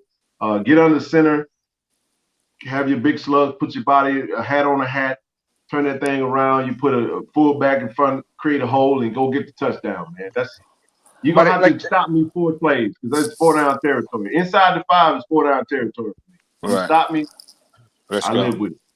But that's a problem about football, man on man. But sometimes got to be a little bit more strategic in that way. If you want to still run the ball and you spread it out, it's easier to run the ball and you have more options on running the ball. And I agree totally with you. Get behind the center, not in the shotgun. Well, in that instance, I agree. If you're gonna go bunch, double tight, you know what I mean. On the goal line, nobody's spread out. Everybody's in the box. You're right. Now you got. Now you just count bodies at this point. So, and it's easier to blitz too. It is. I mean, but Bartolone has done an amazing job of balance. I'm gonna tell y'all, man. I didn't put this on camera, but man, going into halftime, no, end of the game, man. Coach Bartolone was so frustrated. He was pissed off. He was talking to himself walking into the locker room. You could tell he was like. It's the everything is there, and we left so much on the field, man. He was like, you know what that is, Ken? That is talented skills. Like they have a lot of talent, like in the skills position, and it's a brand new offense. Like that offense takes a while to like really get down, and he has the first air raid that I've seen that uses tight ends. Yeah, that's a new twist. So if you go back to where he come from, I challenge anybody to do this. Texas Tech. No, he was in Nevada. Oh, Nevada? As an analyst last year. Oh, okay. If you look at Nevada's tight end is being utilized. They use their tight end. Carson Strong used their tight end a lot more. But man, I mean, they used their tight end. He basically was in a lot of slots positions, off the line. Right. I love the way that they used the tight end. We were begging for our offensive coordinator to use the tight end last year, and we just wouldn't do it. So we got a tight end right now that's probably got 15 catches thus far. 15 catches, I think, for almost 100 yards, which is that's kid, more right? than what the previous tight end had all season. So yeah. So it's that's pretty impressive. And I mean, seeing them go out, line up with two tight ends in the slot, using decoys and blockers. And had a tight end lined up as a fullback versus FAMU and goes and catches a touchdown, Hayden Hagley. So keep in mind, we have two tight ends that's not even playing right now. That's Alex Hinton and Kevian Mullins, which is a 4-star and a 3-star. So we still got a lot of depth at that position. Will they return before the season's out? I'm not sure. We'll see. Yeah. But they just need time, man. He's using 3 tights, man, and all of them are getting some chances to get in and get some burn. So Shedeur he just got to basically go and pick whichever ones he want to throw the ball to. So he got a lot of weapons to use. Yeah. And believe it or not, man, we're only operating at about like a B- on offense because we left so much out there. I'm telling you, we've left more points on the field than some teams have scored all season. And that's just speaks to how prolific this offense could be if we put it all together. We put it all together, we can drop 77 on the team. Easy. But you know what? Go ahead, Randy. One thing, I love Shedeur. He's sharp, right? He's a good athlete. I really don't think he knows how good of an athlete that he really is. You know what I mean? But the best part of him is the neck up. Like he thinks it through. I really want to see him shorten his release because it looks like to me that he sees stuff, but his release is so long that he's like a step late. You know what I mean? Yeah. And if he tightens that up, oh my goodness. Well, I think he's he's worked with Jeff Blake, Tom Brady. He's done a lot. So as he progresses and goes, I think they're gonna shave off a few seconds of his time once he goes to the NFL. It's just what all. I'll give you an example. Josh Allen. Josh Allen was wildly inaccurate at times. Right.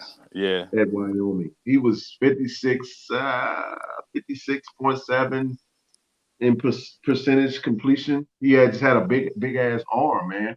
And now look at him in Buffalo. I mean, his first season was a little shaky, and then he comes back, and now he's playing on the MVP level. Third season is just, he's arguably the best quarterback in the league right now. So if you look at just the mechanics and the little bit of stuff that they could do, that I expect to see that take place. I know what you're talking about because there was some on. If you go look at his misses, if we did a cut up of just his misses, that you just announced, that you just mentioned, would show up glaringly. Right. A lot of those misses felt like he needed to see it instead of throwing them wide open, throwing the anticipation. But a lot of that comes from the head game because if you go back to last season, he was anticipating certain things. And then when you get to the end of the season, a lot of that stuff wasn't there. Right. Like if you look at that turnover, I was literally standing right there. If the dude hadn't caught the ball would have hit me in the head. I was on the sideline. But the guy that caught the interception, there was nobody there. Right. The wide receiver had ran a deep fade. He ran a fade, and Shador threw a kind of an out. He threw an out. He ran a fade. So it was like they were off. There was no, and he threw it literally right to the DB. And the DB made a spectacular catch. But my point is, a long throw. It was a very long throw. A lot of the throws that have sailed are long throws, and when you think about the overthrows, right? Miss Coleman, you see, we right there. We thinking that one was definitely, he overthrew him by like 3 yards. Mm-hmm. And when that happens, maybe there's an overcompensation to put a little bit more air on the ball when he, you know what I mean? But that just comes from, again, he's a true sophomore. Yeah. But the kid is special. And then look at what we're talking about. He's complete 75% of his passes, which is amazing. Wait till he gets stronger. Yeah, he's definitely shaved off. He was pudgy last year. He had a baby face. Right. Soft. He was soft body, man. He was soft body. He looks like he's a lot more toned, great strength and conditioning program he's on. He get his grown man bones next year. Yeah, he's 21. So it's over. I mean, yeah, man. You get them grown man bones. I think he's gonna looking at his frame, I think he's gonna be bottom heavy. Yeah. Like he's gonna be built. Man, legit, he's a legit 6'3". I know they say 6'2". I'm 6'3". Yeah, and I feel like he's taller than me. He's taller than me, man. I'm still right next to him. I know he got the big fro. Maybe if he shaved his fro, I'm bald headed and he got a fro. You know what I mean? So he looked like he's taller than me, but I'm telling you, a pro comparison, Jacoby Brissett. That's what I see. Yeah. Right now, I see. But he can read he can read defense better than Jacoby. Byron, without question. Byron, what's his name? Byron. Leftwich. Yeah. Leftwich? Yeah. Ooh, I see that. Okay. Strong arms, long release. You know what I mean? Yeah, that's a good one. Which Lefty. sometimes, it's got him in trouble. But he got a nice arm. He's smart. He thinks the game through. You know what I mean? He's getting there, man. He's getting there. The way he prepares. Yeah, it's crazy. Is impressive. That's why they call him grown. He has one of the best game prep. He's a student of the game, man. He definitely was blessed with that Hall of Fame DNA. Right. And yeah, man, I think he's a special kid. I told somebody that was complaining about the substitutions. He turned the ball over, you should sub him out. I was like, hell no. You don't play music chairs with no damn quarterback. No, man. And he was like, well, I'm just saying, if Coach Prime gonna sub him out the game. I said, listen, man, the single most important position of any football team is the quarterback, dude. Period. Right. I don't care what level you're on. If you ain't got a quarterback, you ain't got a chance. All right. And he's in a brand new offense, going over stuff, live bullets. And I guess him and OC want to, do some things. Yeah. So yeah. He gives Shador a lot of autonomy to get them in whatever he feels comfortable in, and it's a beautiful thing to witness, man. Yeah. I'm just happy we're going a little faster than we did. I like the pace is a little faster. I appreciate that. But I just like the fact that we're not predictable. I love that, man. We're not predictable at all. And I appreciate that.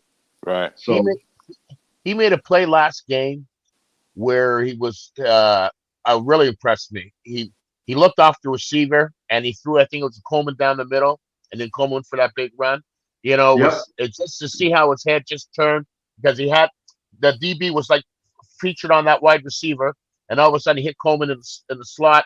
I said, man, yeah. You can just see how he reads defenses very well. Right. Yeah.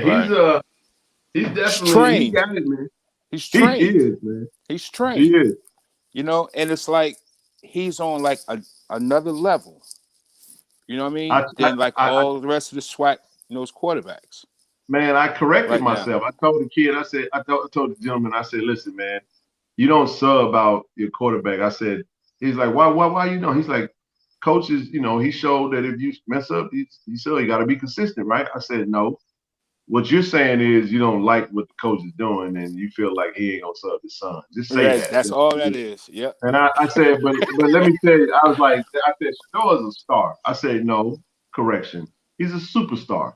Right now, yeah. Okay? And the rules are a little different for superstars. It's always been that way in sports. Let's not pretend like it's not that way. I don't care about the daddy ball comments.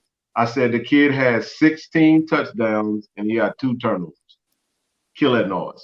Yeah.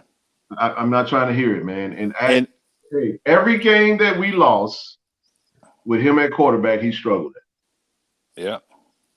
So we go as he goes. He had a horrible celebration bowl. He was running for his life. Yeah. Easy. Yeah. But even before the Celebration Bowl, the game, even the championship game, he didn't have a great game either. No, he didn't. And then he actually got beat up. He got beat up too.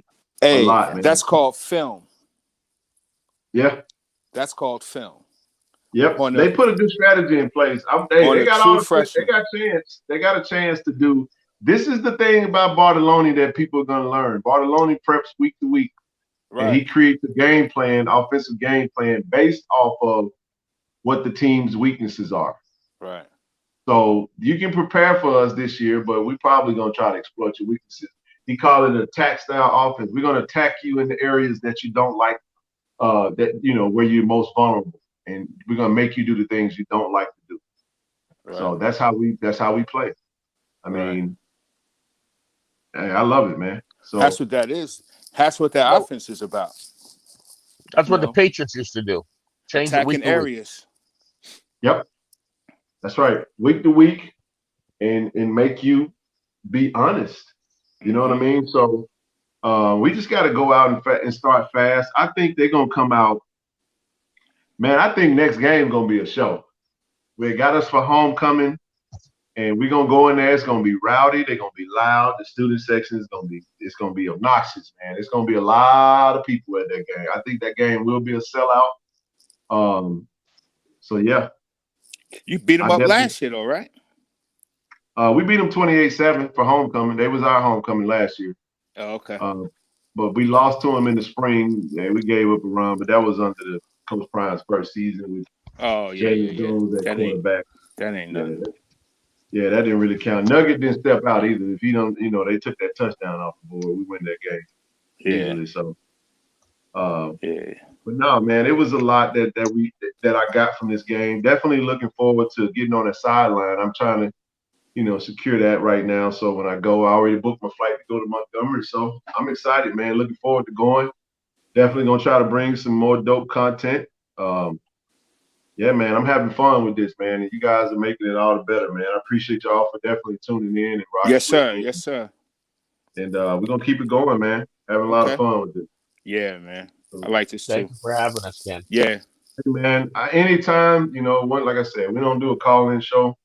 We just, we invite you to come on the stream. I feel like, it's about you guys. Y'all come on, you sit on the same seat I'm on. So that's what it's about. I just love talking football, man. Love talking football. That's what we do. So, as always, everybody that's that's still on the stream, hit the like button. If you're not a subscriber to the page, please go ahead and subscribe, and also subscribe to Tiger Talk 1400 Club. Man, I appreciate it. I'm about to shut this one down because now it's getting late. I got to get up and go to work tomorrow. And the best thing about the stream, Ken? People can hit subscribe and like. It's free. It is. Hey, man, absolutely. I always tell them, man, hit the subscribe button, turn your notification bells on. So every time I go live, every time I drop a video, you get notified, man. I appreciate the support. All right, man. You guys have a blessed night. All right. Good night, fellas. Take care. Take care, brother. All right. Bye. Bye.